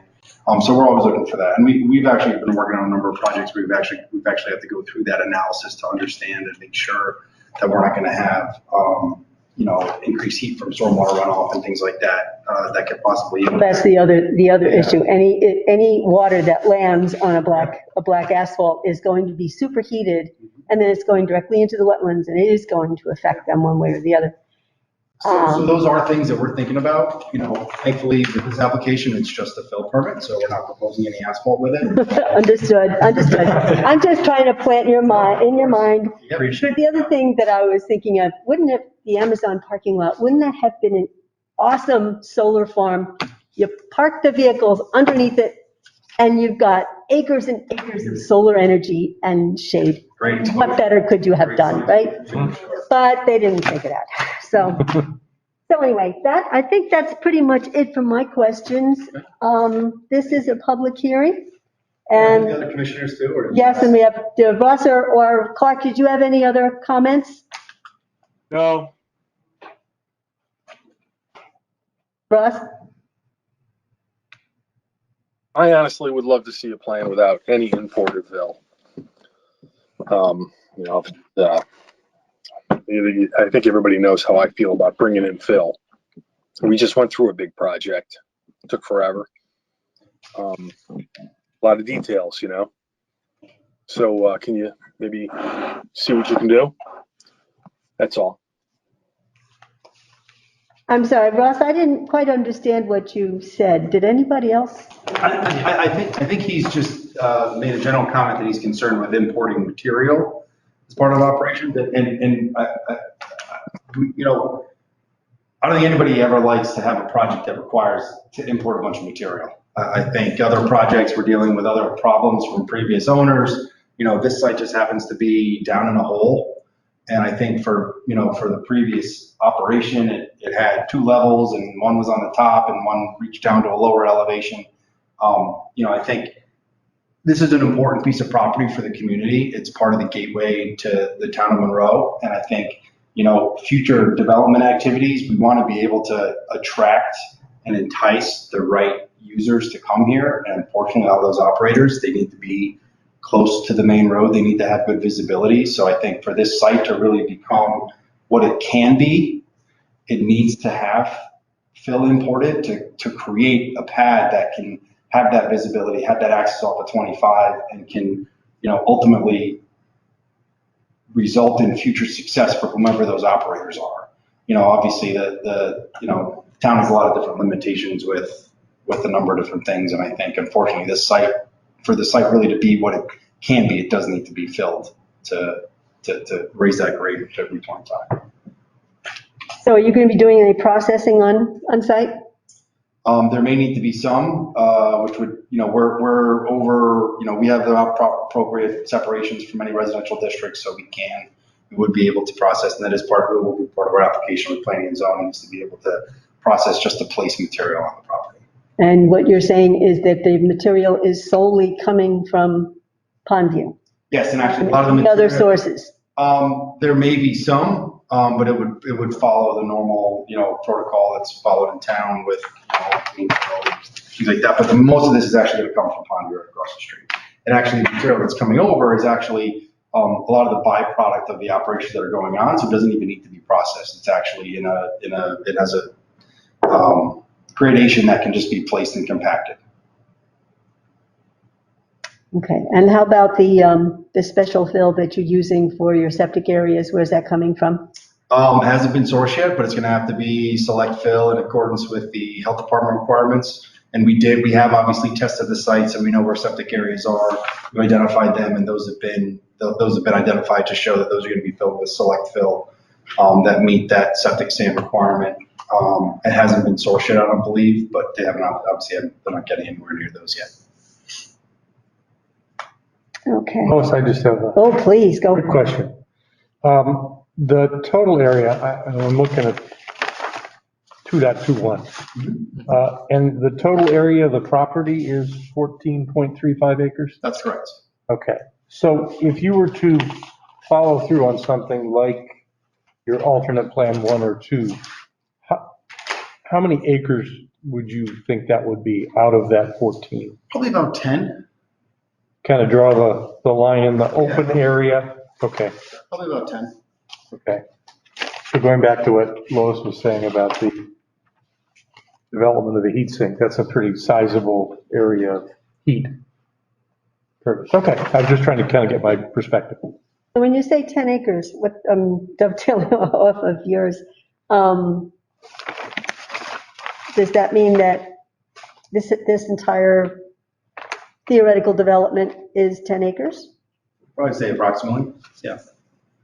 And the other 4 is upland review and detention basin and wetlands? Yeah. Okay.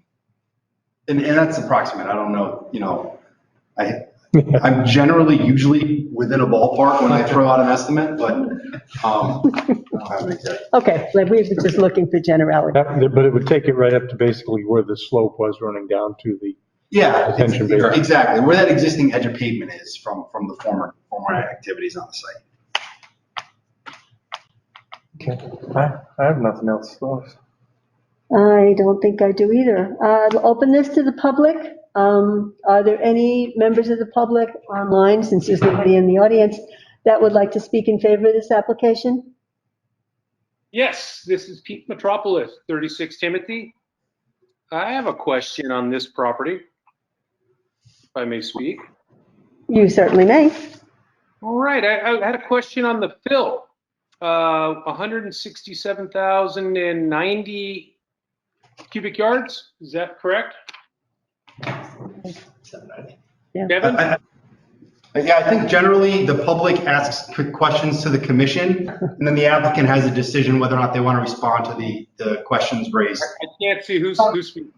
And I did not answer quickly enough. Yes, he said 167,790 cubic feet.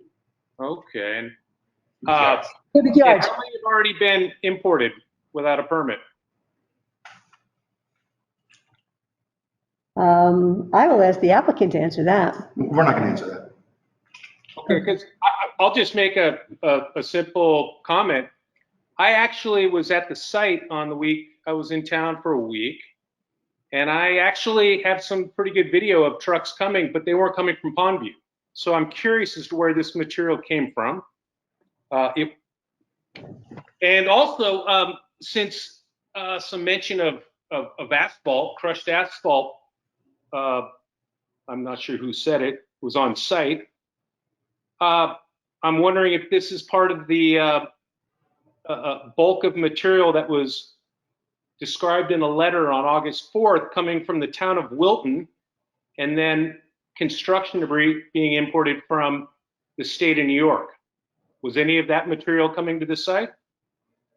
That was not. I don't believe we can't really go into that, and we can't answer that, but it might be a question for Not privy. It's sort of relevant because We're not privy to that information. Yeah, that's I'm true. sorry? And we would not be privy to any of that information, but hold on to it.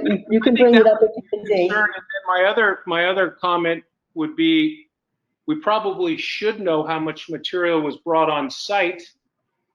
And I believe a cease and desist order was ordered by planning and zoning. I'm not sure if that was actually delivered to the site. But excuse me, Ms. Metropoli, once again, that's outside of our jurisdiction. First of all, any stockpiling that they've done on site is outside of our URA, which means it's out of our jurisdiction. I guess if it wasn't in the upland review area, then we'll leave it for planning.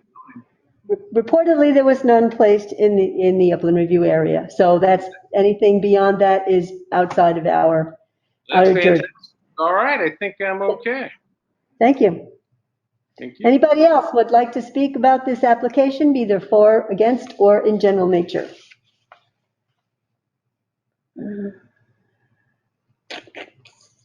Give a while to chime in. Takes a while to log on sometimes.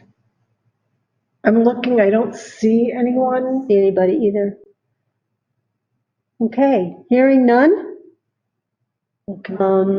I believe we will continue this until the next meeting, and pending, what are we waiting for?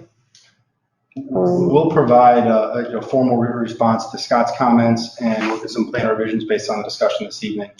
And we'll have that information to you in advance of the next meeting, and we look forward to continuing the discussion.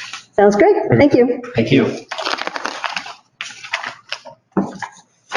And as much as I hate sitting here with the mask on, it's nice to see you both.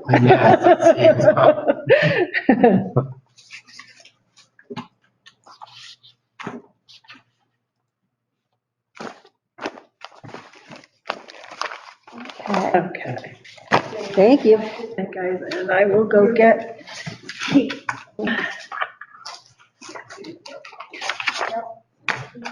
Okay. Now,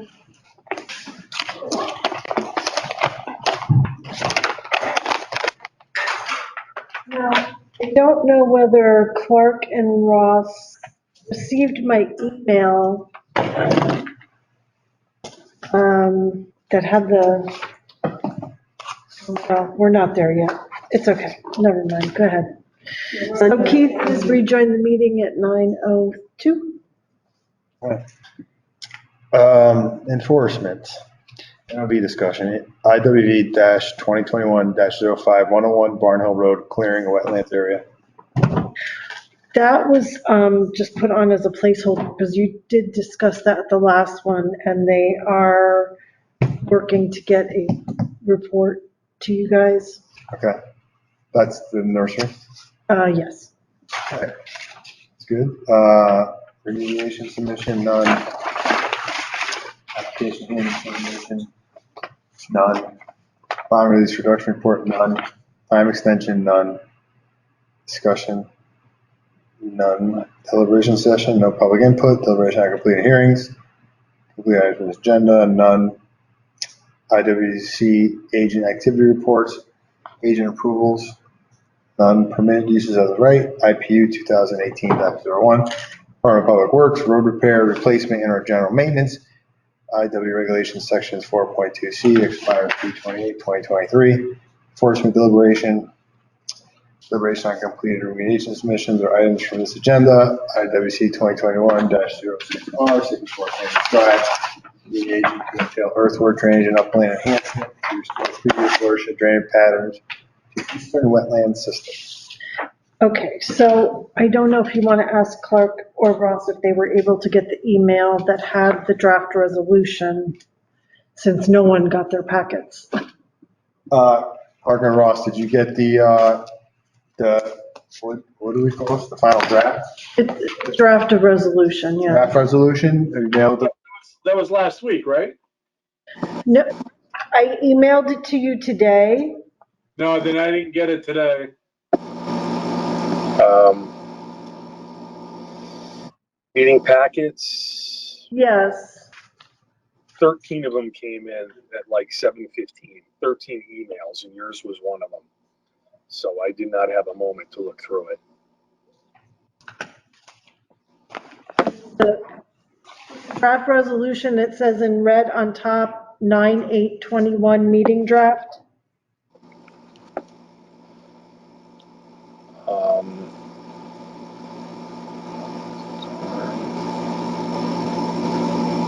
Let's see.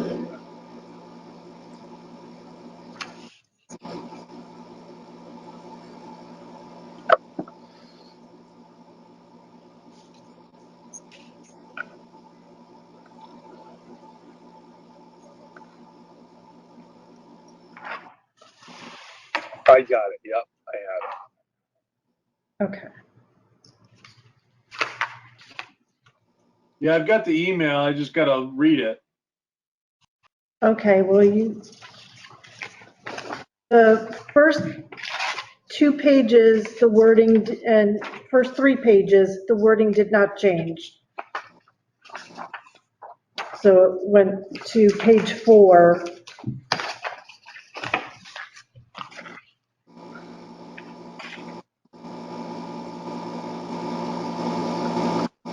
Do we want to start a discussion and they can read and jump in?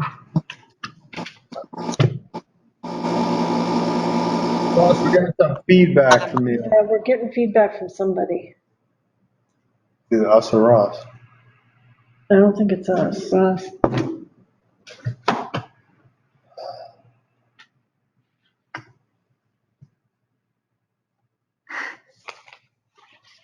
There were a couple of places where we were going to add different wording, and I did not have a chance to get that wording to Donna. Some of it did not actually end up the way we had talked about it at the last meeting.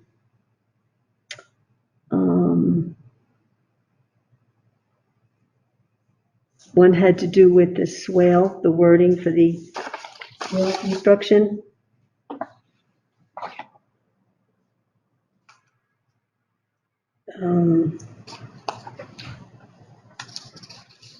Kevin, did we get a time extension grant from you guys?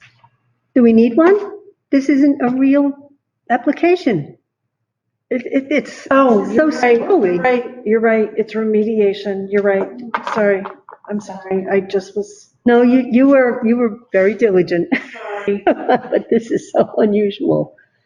Okay, the swale was one of them, and that was the swale paragraph that was in the outline with the yellow, my thing from yellow, and I can re-provide that wording.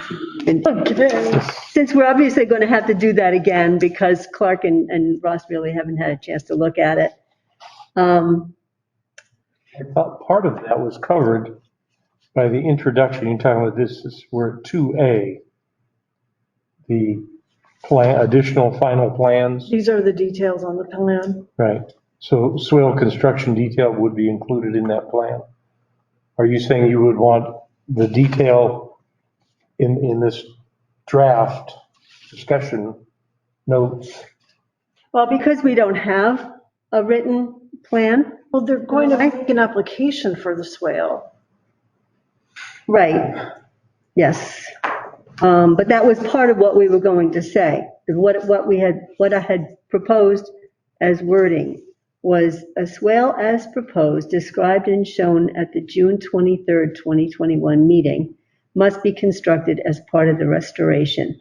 An application for regulated activity must be submitted and approved by IWC in order to construct the swale. Shall be built to specifications approved by the town engineer and presented to the commission at a future application. The swale application design must be submitted within XXX days of approval, which I think we covered somewhere else. Yes, That part, the submission date, that's under timing. right, so that is somewhere else. Item E. But if we could, that's just a little bit more succinct because we don't have anything in writing. Okay. And I'm an overkill person. I would like to see that level of detail also. Okay, thank you. All righty. Something So- going beyond the 3 words that are covered, would be covered in a future application, but would guide the applicant in that application. Right. I like the way she said that. That sounds really good. I just finished reading those last 2 pages. I'm good now. Okay. Okay. One thing that stuck out to me in that same section under A, Okay. the 1, 2, 3, 4, 5th bullet, access should be granted to the Commission for records relating to the import and processing of, what's written is soil and clean fill. I would like to put all materials.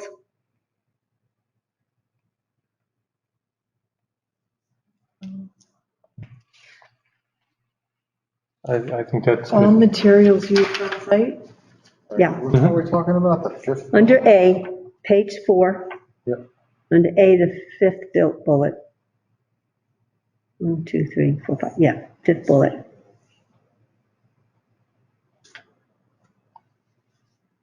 And the 6th bullet doesn't belong where it is.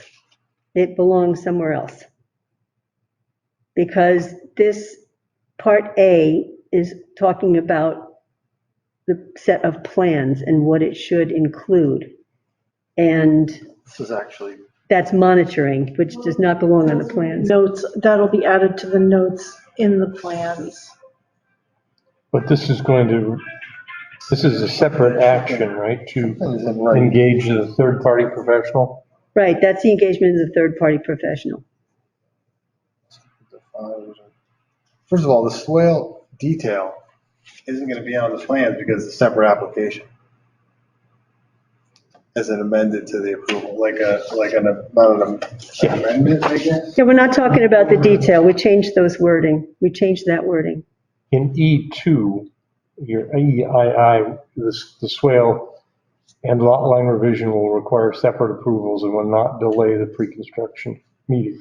Okay, so how about, I'm sorry, go ahead, talk about No, your. I'm just going to say that's where we call out the activity.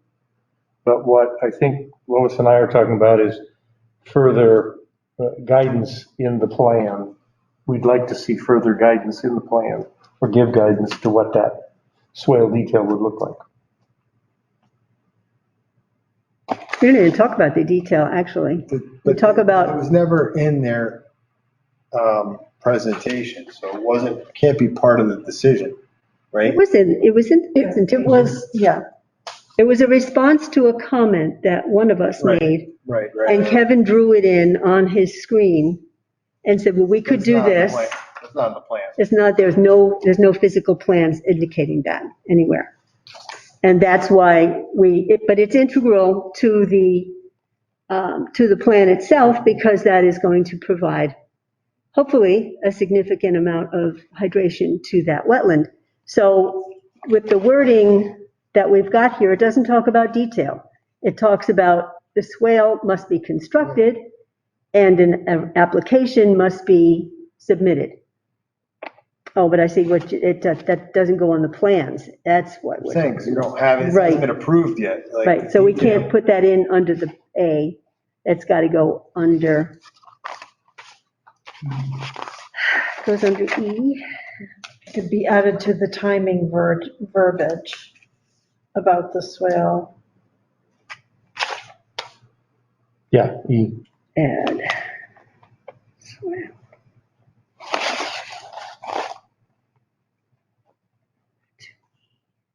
Good catch, Keith. Because it does call out the need for the future approval.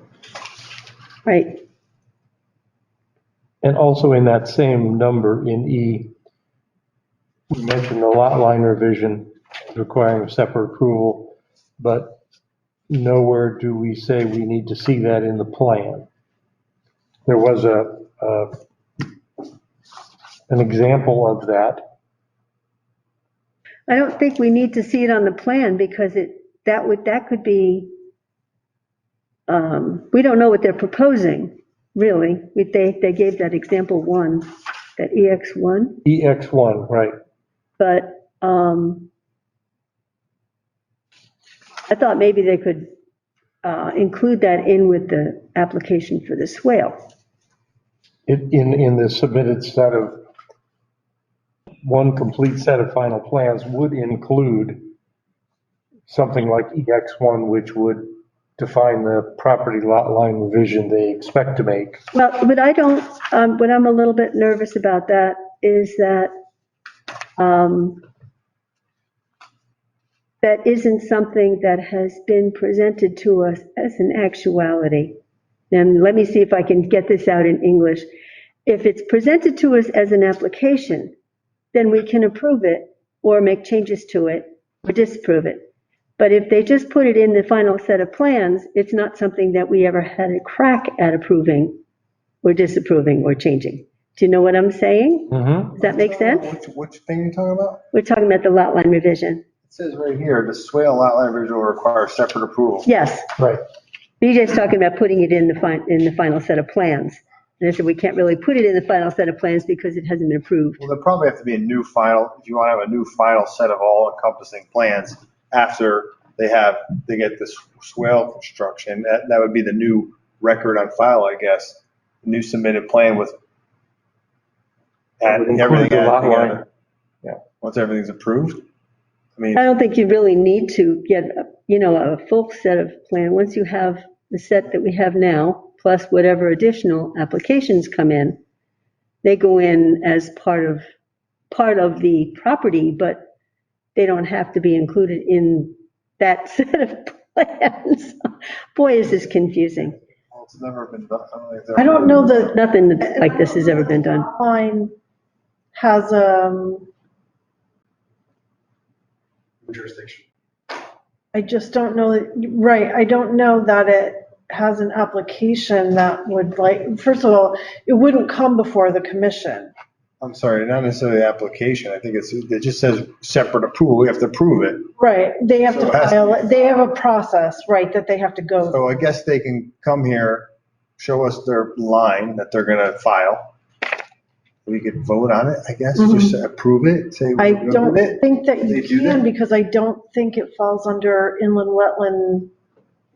Well, the problem was that we wanted to, Division yeah, isn't necessarily an inland wetland issue. Right. I understand it relates to the remediation, but not in the sense that, Well, if we look at it from that perspective, for the remediation, I think our goal was that all remediation should be on one of the two properties, so that it would be controlled rather than properties being sold and creating other properties. yeah. So if our goal is to have all remediation be on one single property, the applicant had proposed a lot line revision, changing a lot, so that would occur. Right. Oh, that was Joe. It's Joe? it's Joe. Joe? Hi, Joe. I've been bounced in and out, sorry. Oh, okay. Just got So bounced out again. I don't know how you get from A to B on that. Maybe we just need to say that all restoration must be on the same property as, But not ordering a lot line revision or what's the word? Not order, but requiring it. You can't, that's an impossible condition. To me, you can't make them, you can't ask them to do something and say you can't do it. It's like, you know. Attorney Marino is online. they could do it, and they showed on one, Well, my point being is that you can't say, you can't make it, it's a revert, I can't even explain what I'm thinking. It's just so I know the feeling. weird. It's, I know it was discussed multiple times about the lot line revision. But now it's being presented as we can't set that condition. Or can we? Well, because this is not normal. There's nothing normal about this. And I thought we had all this worked out. no, not all of it was worked out. There was a lot. In my mind, Area. it all worked out because of the lot line revision. Right, yeah. To me, it was very simple, but now it's not.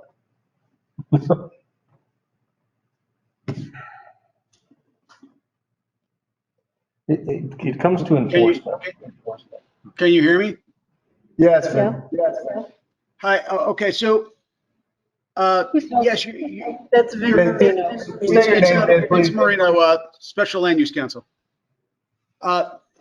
Yeah, you're dealing with a remediation of a notice of violation, right? So you got to remember, you're sitting in that posture. You're not sitting in the posture of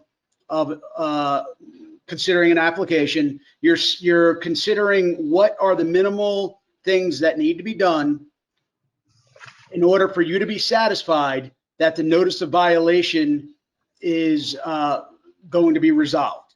Now, a lot line revision is not a wetlands matter, it's a zoning matter. And if you're correct, this is a unique animal that we're addressing. Of course, if there's agreement on the part of the respondent to take certain actions, like, for example, a lot line revision, then that could be part of the conversation. This is not like what you would ordinarily do when you're setting conditions on an application. You're resolving a dispute related to a notice of violation. So you could arguably put it as a condition, but again, that's not a wetlands matter. That's a zoning matter. But because of the posture you're sitting in, you could say this is what we require in order to be satisfied that the violation is going to be resolved. And of course, the applicant, the respondent can say, I don't agree to do that, because this is not a where you're granting an approval. You're saying this is what you want to see as the least amount that needs to be done to resolve the violation. And if you and the respondent cannot come to an agreeable term on that resolution, then the process will proceed. But if they said somewhere during the meeting process that they would consider a lot line revision, is that what I'm hearing the respondent said? That's what I believe. Yes. All right, so. And presented in writing. If that's the case, then again, it's not something that you would ordinarily deal with and address as a wetlands commission. Right. But again, you're not sitting in your standard posture of regulating granting an application regarding regulated activity. You're considering what you believe needs to be done to resolve a notice of violation. And I think we have on the record agreement that the line revision was going to be done.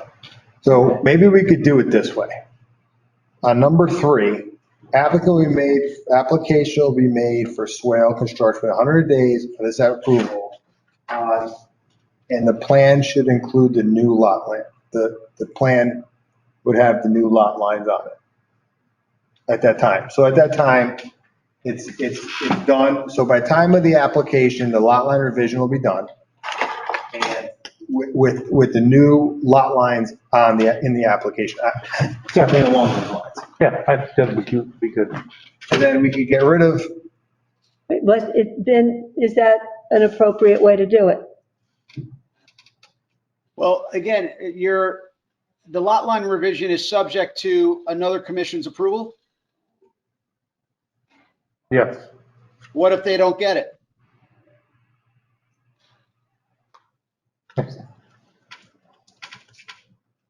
I don't know. Do we I know don't- for sure? Call it out as I subject don't to think that they the. wouldn't get it. I don't think it's subject to the approval. I don't I think think- it's a process that they can go through. Anybody, Yeah, it's a process, and as long as they're both conforming lots, which I think they're going to be, it's a matter of, I own both pieces of property, I want to move the property line over here. I don't think there's, And if the zoning commission takes the position that they believe that there are zoning violations that need to be resolved before any zoning permits or approvals get granted? I think if we're the, what's the word? Well, if they don't grant their approval, this becomes moot anyway, because that's one of the approvals that we were going to require that they had. Sure, okay. Local, state and local authorities. Right. And that included DEEP and whoever else and planning and zoning, right? I mean, So I think the way I stated somewhere along those lines is going to work. okay. Then we don't, application- then II doesn't have to say anything about the lot line revision. I'm sorry, the line revision, yes.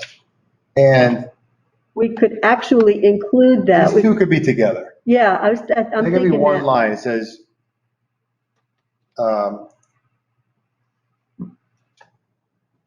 and then, because at the end we could say, and these will not, we could say, and these applications will not delay the pre-construction meeting. Exactly, Mhm. exactly. Application will be made for this swale construction, Plan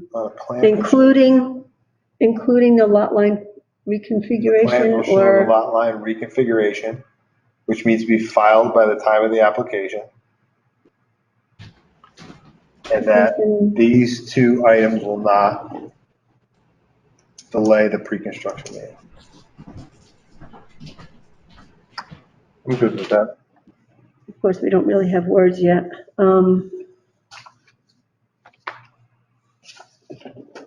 Our application will be made for the swale construction together with lot line revision?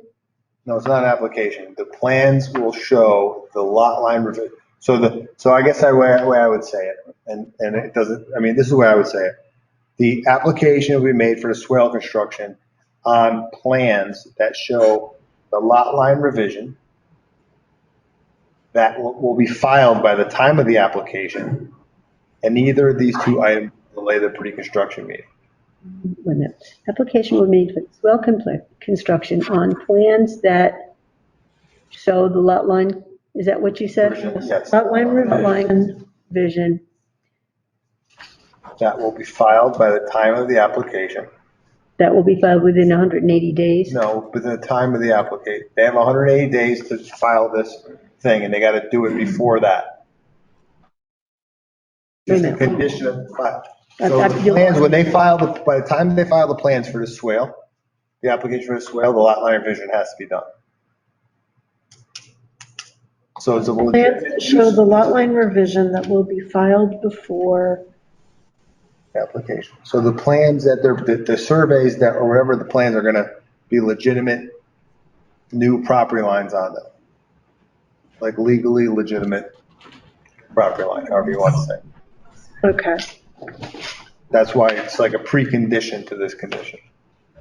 And this application must be made within 180 days from the date of Right. approval. All right, Donna, do you have that? I've got it in piecemeal, but it's, Yep. okay. Then And this will not delay the pre-construction meeting. it's too late. So they could start immediately, actually after condition I is met. But it's not delaying the project. So the swale application will be on plans that show the lot line that will be filed before the application submission. For the swale, yeah. Be very specific. Okay. The swale application will be on plans that show the lot line revision that will be filed for the application submission. Right. Okay. And then, but we have to also leave the 180-day. Yeah, 180 days. That's included. The application will, Okay. swale will be made. We're only have 3 points on this under E, right? It was- I, 2, and, I mean, Oh, so that will combining leave it 2 down and to 3. three. That So will, everything in, Yes. yeah, right? yeah, that brings it to 3. Okay. Should we be saying remediation or restoration? We're kind of backing. I will check, I will try to All right. check that. Thank you. Okay, another one, going back to page 4. Bullet 6, right, monitoring? Right, Monitoring, I could move down, that's what I was going to say, and I didn't want to let you lose your train of thoughts. Was going to be moved down to item C. So those would be Combined. combined. Yes. Okay. Okay. now, one of the major things about this that has not been covered is payment for said professional. Now, in this yellow thing that BJ has, but I don't know if anybody else refers to, I had put together some wording that I thought could possibly work. And it said, the applicant, now I don't know where we would put it, maybe it would be C, before what we have down as C now, this could be in their front. The applicant will provide funds for inspection by a neutral third-party company with the proper certifications to be chosen and hired by the IWC. This company will develop inspection criteria to be approved by IWC and provide written and verbal reporting to the IWC agent and the commission at regular IWC public meetings.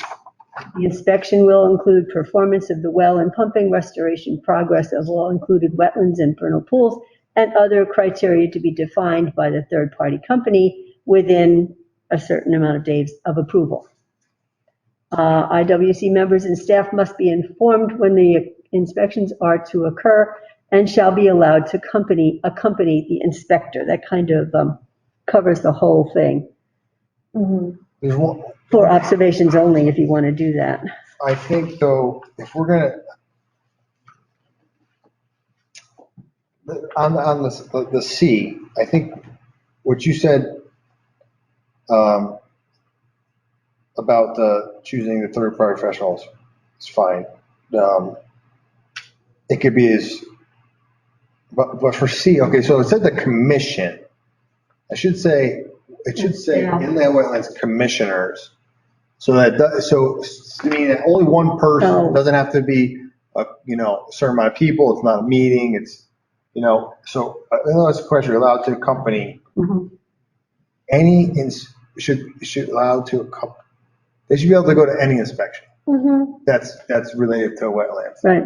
So if it's a field inspection from town staff, they should be welcome.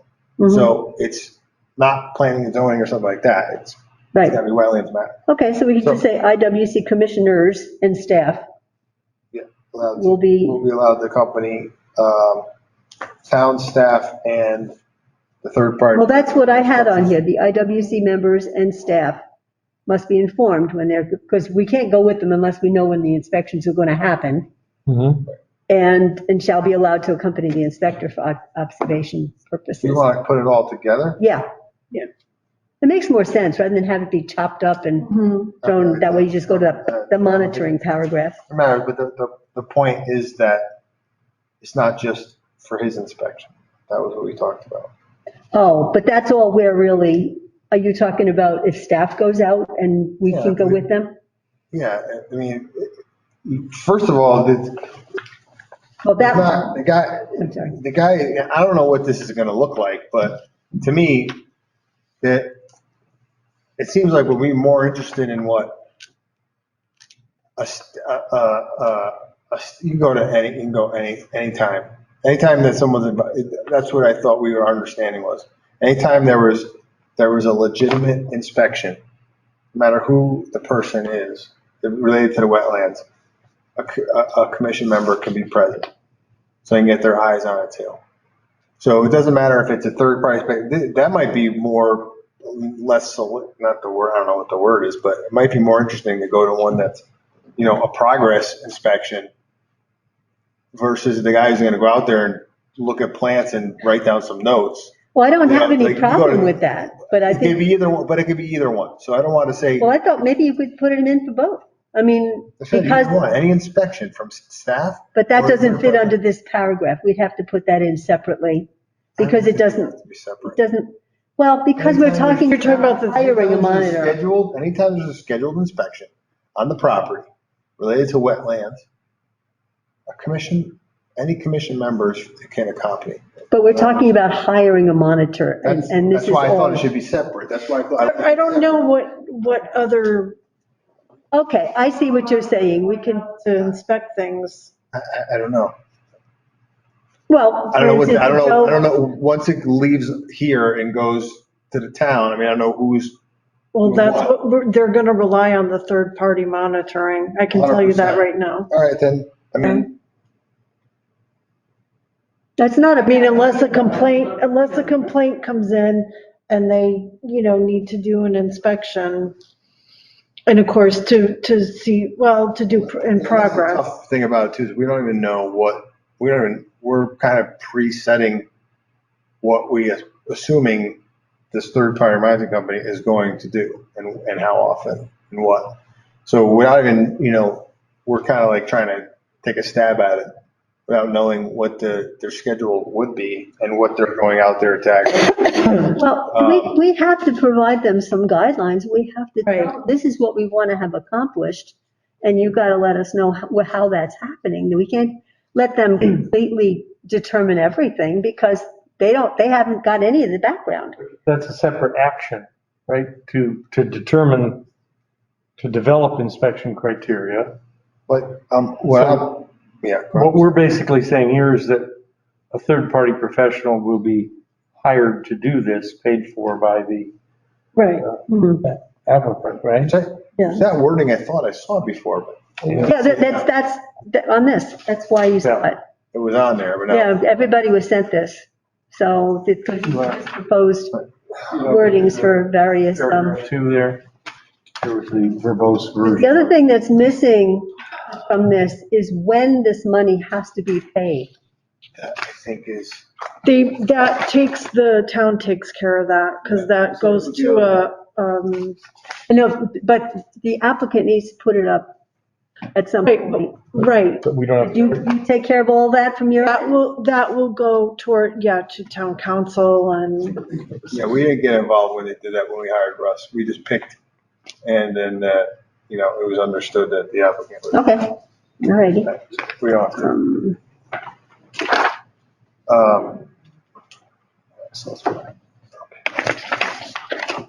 We got the swale. All right, so we're going to put this in as, I got C. It's going to be added to C. that one. Oh, that's the same with updated notes, comments. So it's this paragraph here we're talking about, which is the same as this one.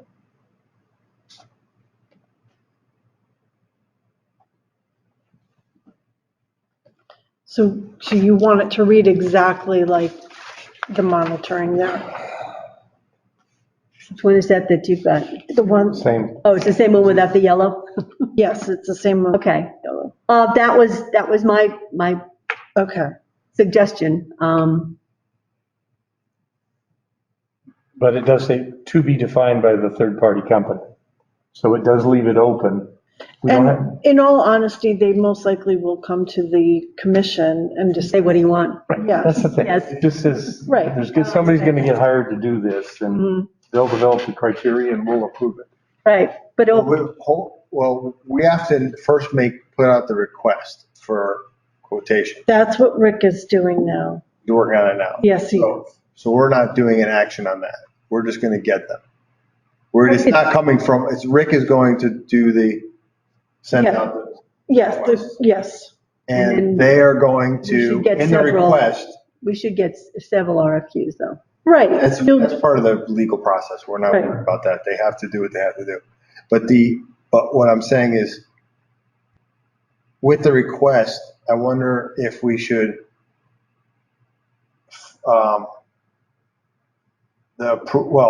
if we get the letter done, send the letter to them with it, so that they can come with a proposal, when they, because I can't remember what happened last time. We got 4 proposals, and we picked out the ones that we felt were doing 2 of them weren't doing what we were looking for, right? And then 2 of them we kind of vetted out, right? But one of them was a conflict of interest. I don't remember, but they have.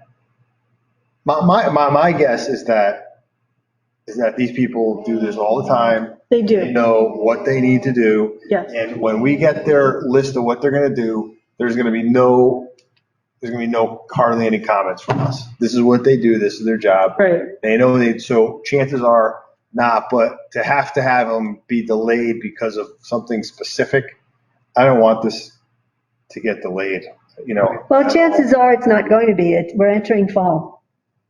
There's not going to be a whole lot to report back on. No, my point is that they have to, this person has to be in place before they can have their pre-construction. So I don't want to wait meetings after meetings if we don't have to, can you come back with change your proposal? Unless we could, I can't remember, did we make some adjustments at the time? I don't think so. Yeah.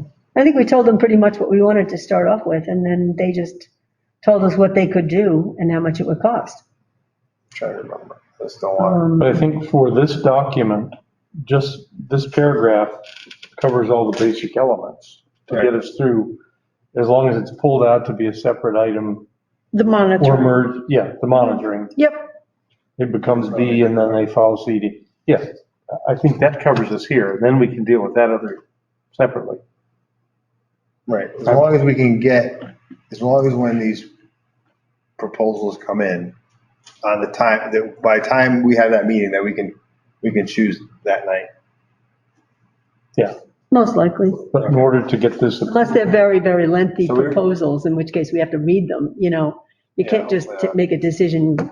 Well, I want that we'd one. have to have them. Well, you'll get them just like you did. That's Yeah, we true. got 'em And by just like we did email. last time, but Yeah, so you'll have have time. not have to get a proposal and then say, well, we want this. We have to have, and then come back with another proposal. We need to have something and to be able to act on it. And I think, Well, you're trusting that this person is going to know their job, right, like you said, so there shouldn't be a whole lot of discussion, just it like, shouldn't be at Yep. all. yeah, I mean, it should be, chances are they don't even need anything that we're writing down in this. right. well, that's why I'm thinking They're gonna, this simple paragraph as it is sufficient to go in the approval document. Yeah. So we could move on from that. And then Rick knows who to look for. Mm-hmm. So I think we trust Rick, and if he blows it, well. it's probably going to the We'll same give him a four piece of our companies mind. that we went to last time. Are you talking about the Probably. wording from this, BJ, or I'm the talking- wording that's there? I'm Because talking that about does, wording that's wording there from- from the latest document. If it's simply pulled out as a separate I line. don't think it covers enough. No, I'll incorporate, Okay. Yeah, Just, There'll be some. you got to remember, you information need from to us. be specific. And Yeah. you can't be too, you don't have to worry about being too specific. You only have to worry about being too general, because things are open to interpretation. I will, So, I'll work some magic. okay, thank you. I'll be a pain about this, but it's, a lot of experience Is there goes anything by else? here. The next one is D. And there was just a little bit of change to that. That's it. Number D, On page 4? yeah. What do you have to add to that? All applicable state and local permits will be applied for, including, Not just applied for, Permits will be approved? They're because, not gonna get a pre-construction meeting until the town is gonna make sure that they have all their permits in place. They're not gonna get a Right. the pre-construction town meeting is without, not, all right, but just, I've done this multiple times, trust me, that's how it works. I understand that, I understand that. All I'm doing is, would you like to say obtained? what? Would you like to say obtained instead of applied for? Obtained is fine, that's great. I wanted to just change some of the others from all other applicable agencies, including DEEP. Including but not limited to DEEP, which I think you have in there. I do. Monroe P and Z approval must be obtained before starting work. See, DEEP could take a while before they actually issue an approval, but Monroe P and Z they have to give theirs because it's integral to our application. Right here, and zoning. But just zoning, all right, you need to So say they're gonna Monroe P and Z. Create their own zoning commission, just only go there and not have planning involved. It's a planning and zoning commission. It's not possible. We don't have a planning commission and a zoning commission. We have a planning and zoning commission. This is a legal document. You gotta have your i's dotted and your t's crossed, and it's not really a legal document because we're not following the legal. So you wanted to read all applicable state and local permits will be obtained, including Monroe Planning and Zoning.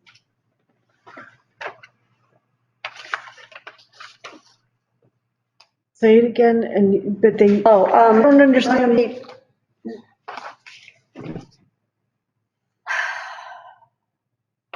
I thought that we would just say that they had to apply for the permits for the other ones, not necessarily obtain them, because it may take too long. They can't, they need to have them. They need to have them. Okay, all right. Do the work. Okay, including but not limited to DEEP and Monroe Planning and Zoning Okay, Oh, okay. before starting work, or before your pre-construction meeting or whatever. Do they even have to have a pre-construction meeting? I'm sure they do. Well, maybe we need to say that they do. Starting work. Okay, okay. Yeah, they did What? multiple times. All right. That was D. E, Yeah, E, we have, kind of reworked that one already, right? I think E, we already did that. Yeah. we already, Did it. Yeah, number Anything on I that? is okay, right? And we combined 2 and 3 and said that the swale application will be on plans.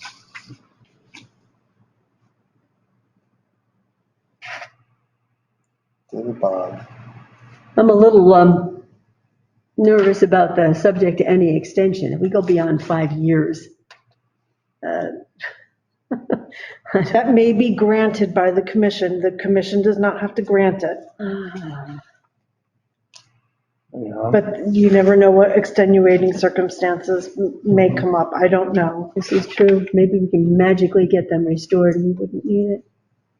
Oh, yes, the next one I saw, I think this is the last one, is on number L. Ask it. What? Stupid question. It's not a stupid question, but That's fine. should we have, when is our commencement when does the project have to start? 60 days after The date of approval. the date of No. our approval? Shouldn't we have it be the date of No. final approval? No. It's, the remediation plan, the work on the remediation shall commence no later than 60 days after the hiring of Right. the third party. Right, but they could hire that person in the next meeting, but still have, I don't know how long to get their other application. So now the clock is ticking with us, but they haven't gotten to start the project. So, yeah, they can come back and they can, Right, That so is they why may they have need, notified. again, you know, but again, so maybe they come back for an extension to say, okay, we haven't obtained our permit yet.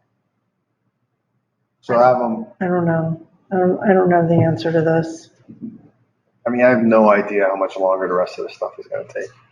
I have no idea. You want to up the days? You want to say 90 days? No later than No, 90 days? I'd rather see all the clocks start ticking at the same time so that it's all consistent. Yeah, but if Mr. Marino is present.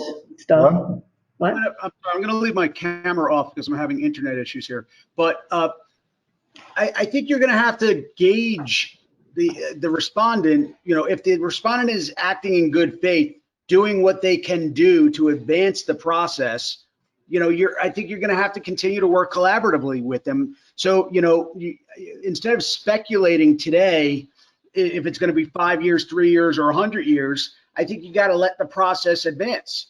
And if they need if they need a permit from DEEP and it takes, I don't know, 18 months to get, you're going to have to take that into consideration at a point in the future. You know, Except for that, we can only grant them another 5-year extension. Well, again, you know, because this is a resolution of a violation, you're not under statutory limitations. Oh. So We can extend it. But the point is they do want to get it resolved. Well, I understand. In my I understand, lifetime, but- yes. I understand, I don't anticipate ever gonna take that much time, but you know, but you have to advance the process. And what you're doing now is advancing the process. The respondent will then go forward with whatever boards and commissions or agencies they need to. And, you know, if they have delay, you know, they're going to have to come back and inform you and ask for. also, we'll be informed too by the monitoring. So if we're coming up on year 4 and they're not where we thought they would be, you know, we could have them come back in and we could start that conversation before the deadline actually is just approaching, you know. Yeah. And and then be surprised, so to speak. So, and we did have something, I'm sorry, been redone. I guess so. Not on anymore. Yes. Didn't we also have something at one point, discussion where if there was like unfavorable news from a report, what happens? Is that in here? There is not. An unfavorable what? Like, let's say you just get bad report, like, you know, or something isn't going as planned. Mhm. The monitoring discovers something. Yes, like we discover that, you know, one bunch of species of plants are dying for whatever reason. Anything that comes back, that's what we're having the monitoring for, to see that we're having progress and things go well. Well, there's 2 options there. Things would go well or things don't go well. Right. We want it to go well, but there was something in there that I remember discussing it. We did discuss it, but I don't believe there's anything in here about it. Correct. Didn't we decide that if it was a violation, it could be treated? Yeah, but that's what there's a new violation, but that doesn't really solve the issue. That just starts it all over again. No, I think that's right. I think that's what we did resolve. Right. They figure out that we have the right to read new violation.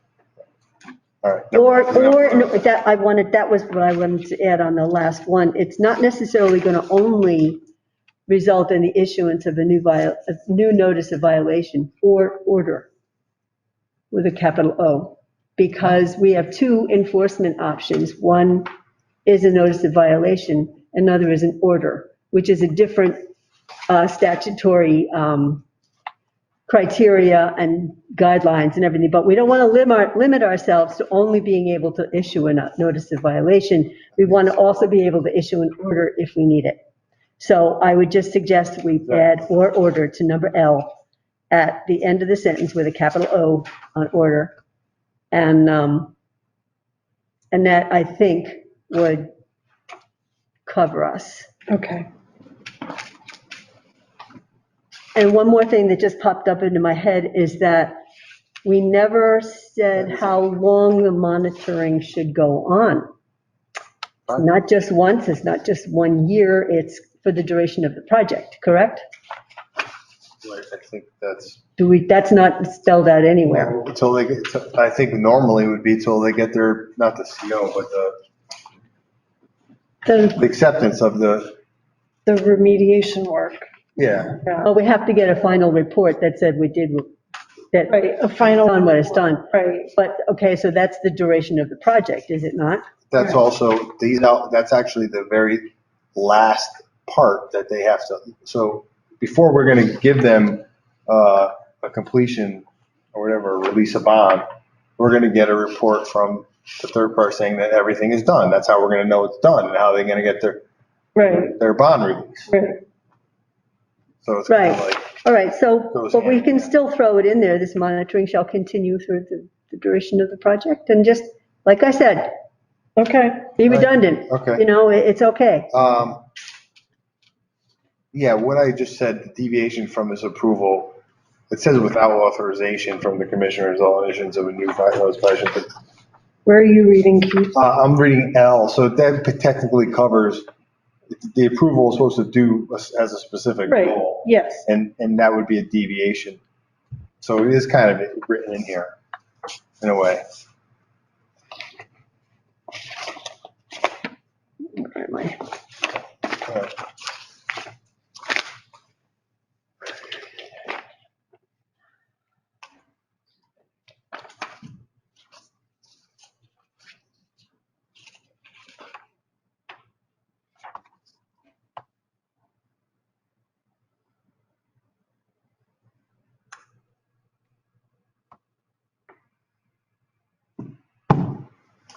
Where were we at? I don't know. Are we done? Pretty much brings us to the end. I'm good. Clark is giving thumbs up. You probably can't see All us. good? Everybody's He's happy? just smirking tiredly. I'm still very conflicted, and even the information we've gotten from the lawyers has been, sketchy, since this has no precedence. Okay, well, I think we're past. I know. Well, you know, the fact that there was no public, we're bringing in 500,000 yards of material, and we didn't have a public hearing. We have a public hearing if somebody wants to cut down a bunch of trees in their yards. You know, I just don't like, Be a public hearing, it's a resolution. It's. I know, but I don't Public think it's hearing right. Before they got the. I think we should have gone through the other 10 years process. ago. The public hearing, when they go for a development. Permit. It'll be long past that. So anyway, I'll work with you on it. If you need further work done, let me know. Okay, thank you. And so what's our plan of action? We go one more revision before approval? Gotta have all the words in Meeting. place. Yes. Yeah, hopefully we'll have it, a good solid week before the meeting.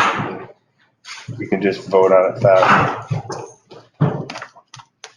Yeah, I do. Hey, Chris. I guess. Yeah, guys. So we're back to the agenda? Yeah, I think so. I'm so tired. I don't even know. Well, the good news is that We're at the end of the agenda. we're at the end of the agenda. What do we got, minutes? 3 We minutes? don't have minutes because we didn't get our packets. Oh, okay, so we're And, at administrative. Please state on the record that it was not my fault. I went out early, that the post office did not deliver. I can't believe it's been a week, too. I can't believe it's been a week either. Crazy. But nobody's holding you responsible, Donna. We all know that you It was did, not lack of planning. you did it Fix the right. postal service, you wouldn't be sitting here with us tonight. Exactly. So those are going to be tabled? Yes. Yes. Okay. So well, first of all, we still had a couple things. Oh, sorry, go ahead. I jumped. Administrative review, enforcement issues, none. Status updates, none. General discussion, other minutes of 7. Oh, wait, status updates. Can we ask questions? Did you have status updates? Well, did 118 Elm get their citation? We're gonna go through that over pending. None? That's a status update, so I thought that's where it would stick. Because we were going to issue them a citation. Did that happen? Oh, that I don't know. I honestly do not know. I'll have to check with Joe on that. Okay. And the other one I was curious about was 224 Guinea. I know the property was sold, and we don't know that any of that It's on here. restoration was ever completed. It was sold. It was sold in November. Yep, Of last year? yep. Yep, without the violation being fixed. But they were here after that. They was Weren't we waiting for waiting- the attorney Almost a year? response. Waiting for attorney. Yeah. It was Jose Ferreira that owned the property to start with, and it was bought by Chowdhury, I think is the name, in November of Wait, 20. wait, say what that again? It was owned, and the violation occurred from Jose Ferreira. I Right. remember that very well. And I was online, and I checked out the land records, and Want to say something? it was sold in November. I haven't heard about that. It's been that long. It's almost a year. 10 months. We were. So I said longest waiting time the for thing, but- conservation easement language. Yeah, Conservation easement. Well, it's still a violation. It's attached to the land, right? It's attached to that. Yeah, property. but if we don't keep after it, the new owners may not know that it needs to be resolved. You know, it's one of those things that it's up to us to keep Let's on go it. through. So let's that's stick just to the status update. What was the first one you said? 118 Elm. I just wrote that down. Joe, I see is on there, but I don't know. You're not muted, Joe, if you can hear me. Oh, yes, Donna, can you hear me? Yes, we can. Okay, thank you. Did you want to say anything about 118 Elm Street, about this? Was there a citation issued on that? No, there was not, because I'm working with health and building on that at the moment, Okay, for a variety of reasons. And theoretically, by the time the next meeting rolls around, we'll have some kind of a plan formulated, and I'll be able to let everybody know what's happened in the meantime. All right. Okay. Thank you. and then 224 Guinea Road, Let me get Oh. to that. Because it's here on the agenda. It's after the adjournment. So because they were just placeholders, because we didn't have any discussions. well, we tabled the minutes to the next meeting. All right, so let's talk about the pending items then. IWR 2020-02, 24 Guinea Road. So this is, when was the last time they were here talking to us? I don't honestly. That was that, oh, yeah. Like a year ago? Spaff, the York one, right? It's in the beginning of the 2020, I think. We were waiting for months and months and months for the lawyers to work out the conservation easement language. But it was dependent on the town lawyer, right? I honestly, I think so. I was not in depth. It says with waiting for those. attorney response, and I was sure that it was the town attorney to define the conservation easement. Yeah, to accept the language or something. There was So something now- about some legal These new issue. owners probably, hopefully they know what they're got themselves into. I hope so, but that's why we put it on the land records, so that the new people know. Considerable expense. We had worked out the remediation, Yeah, right? they had a whole plan. They had a very, very nice plan worked out, but whether or not any of it ever happened, that's what we need to find We out. never gave them a permit. Or I honestly don't know. I'd have to pull the file and because that was really I'll take a Denise's. dig on that a little bit. All right, so IWB 2019-16, 43 Birdseye Drive, Service and Upland Review Area. This one was, It goes with 15. Mess. The two of those go together. Yeah, Joe, did you talk to Attorney Fedor today? All right. Yeah, we were playing phone tag all day, unfortunately, but what I've gotten from her is that they're still working on some kind of a resolution from their end so they can get back to us with information. I'll probably be talking to her back again early next week. All right. That's also the 13A Monroe Turnpike. Yes. Same situation. IWC 2021-10, Static Valley Rail Trail. Connecting existing rail trail at Wolf Park existing trail near Maple Drive. They're going to come back on 9/22/21. Oh, can we, BJ and I walked part of that, and one of the things that we both would like to see is some staking. We really couldn't conceptualize where that path was going to be, even though it was on the plan. It was just kind of, I don't know, kind of loosey-goosey. So if before the next meeting, we could have it staked. Okay. Or marked in some way or another, and benchmarks on the plans to go along with, because it's really, when you got 4 pages of, About the rail trail thing? yeah, it's going along. It goes behind Public Works now, behind the animal control, Right. around the back of there, and then crosses Prairie Hill, and then follows the river, and then it departs from the river, and it follows the river, and it kind of goes up, and It's right on the edge of the wetlands. it is on the edge of the wetland, but not everywhere. And, Some widening of the trail that it kind of looked like, it would just be a good idea to get a better picture. yeah, it looked like there was going to have to be considerable cut into the ground, into the hill at some certain point. So it would just be good to know where the boundaries were going to be. Maple Drive was a little confusing too. It kind of looked like it fell off. Yes, so we really couldn't figure out where we were going on that one.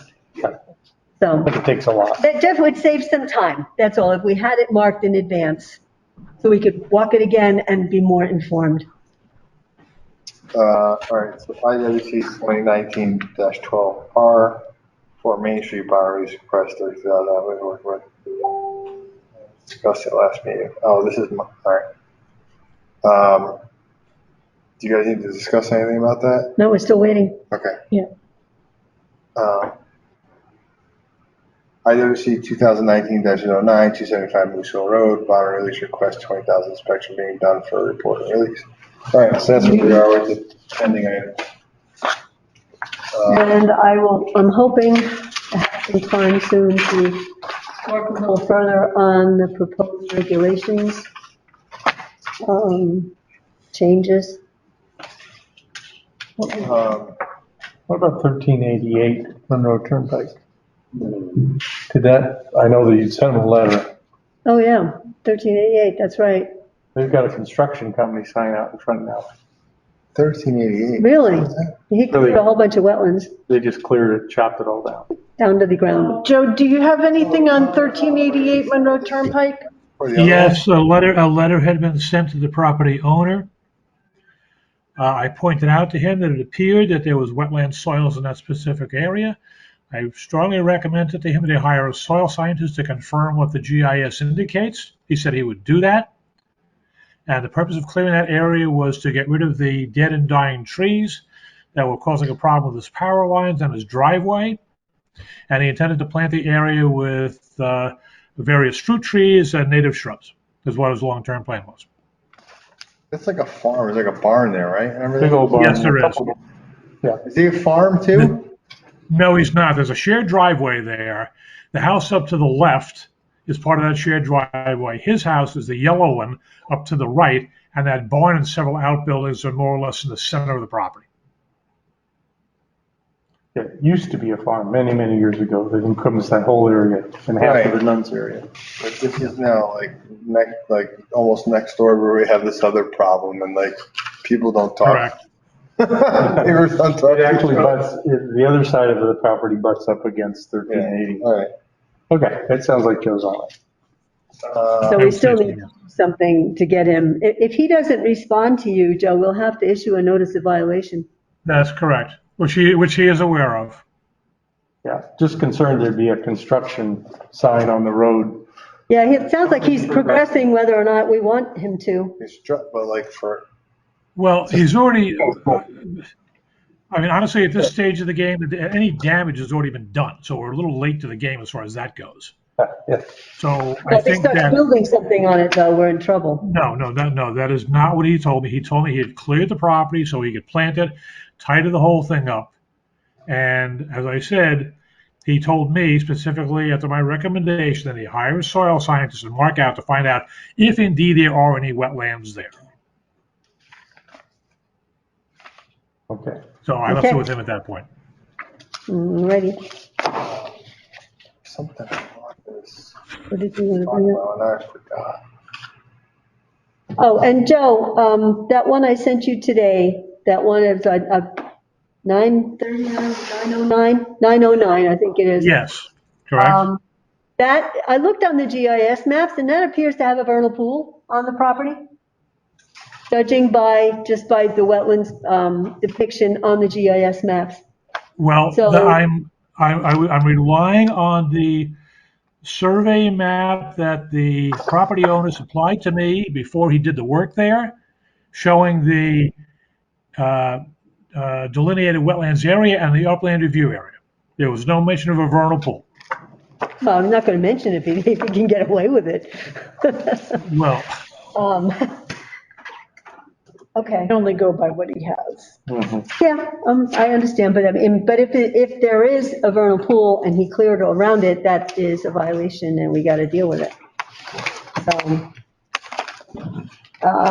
yes, that would be true, and that would have to be demonstrated to all of us that there actually is one there. Suspecting there's one there is not going to do it. We need to know there's one there, and right now we don't know there's one there.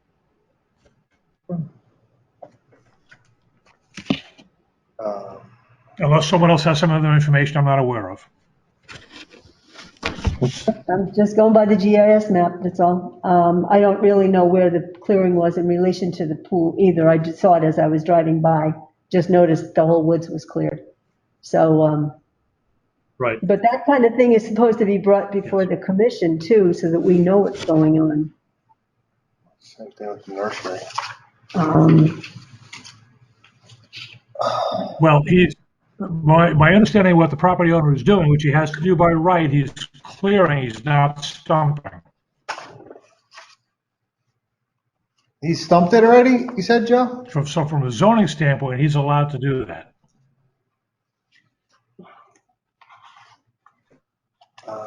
No, he's not stumping.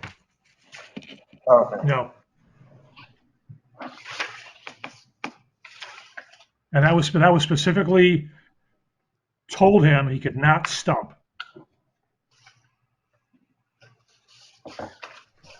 And he agreed to that. Okay. This is the same owner that owns the 15 acres behind that property. So you got 3 acres in the front, 15 plus acres behind it. What's the address for that? The 15 acres behind? And his apparent intention is to, no, what is that? Yes, that's, let's see, you got 909 and it's 885 is below it.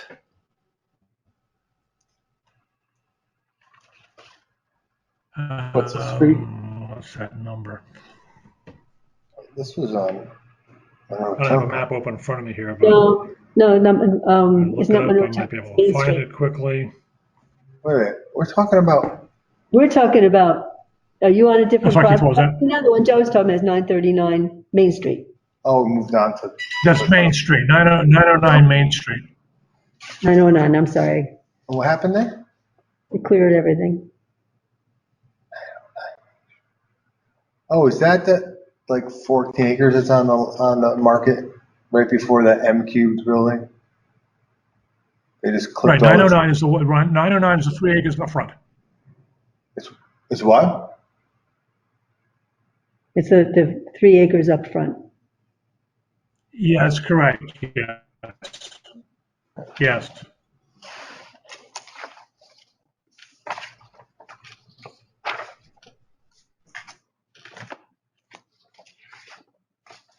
Right, what do we?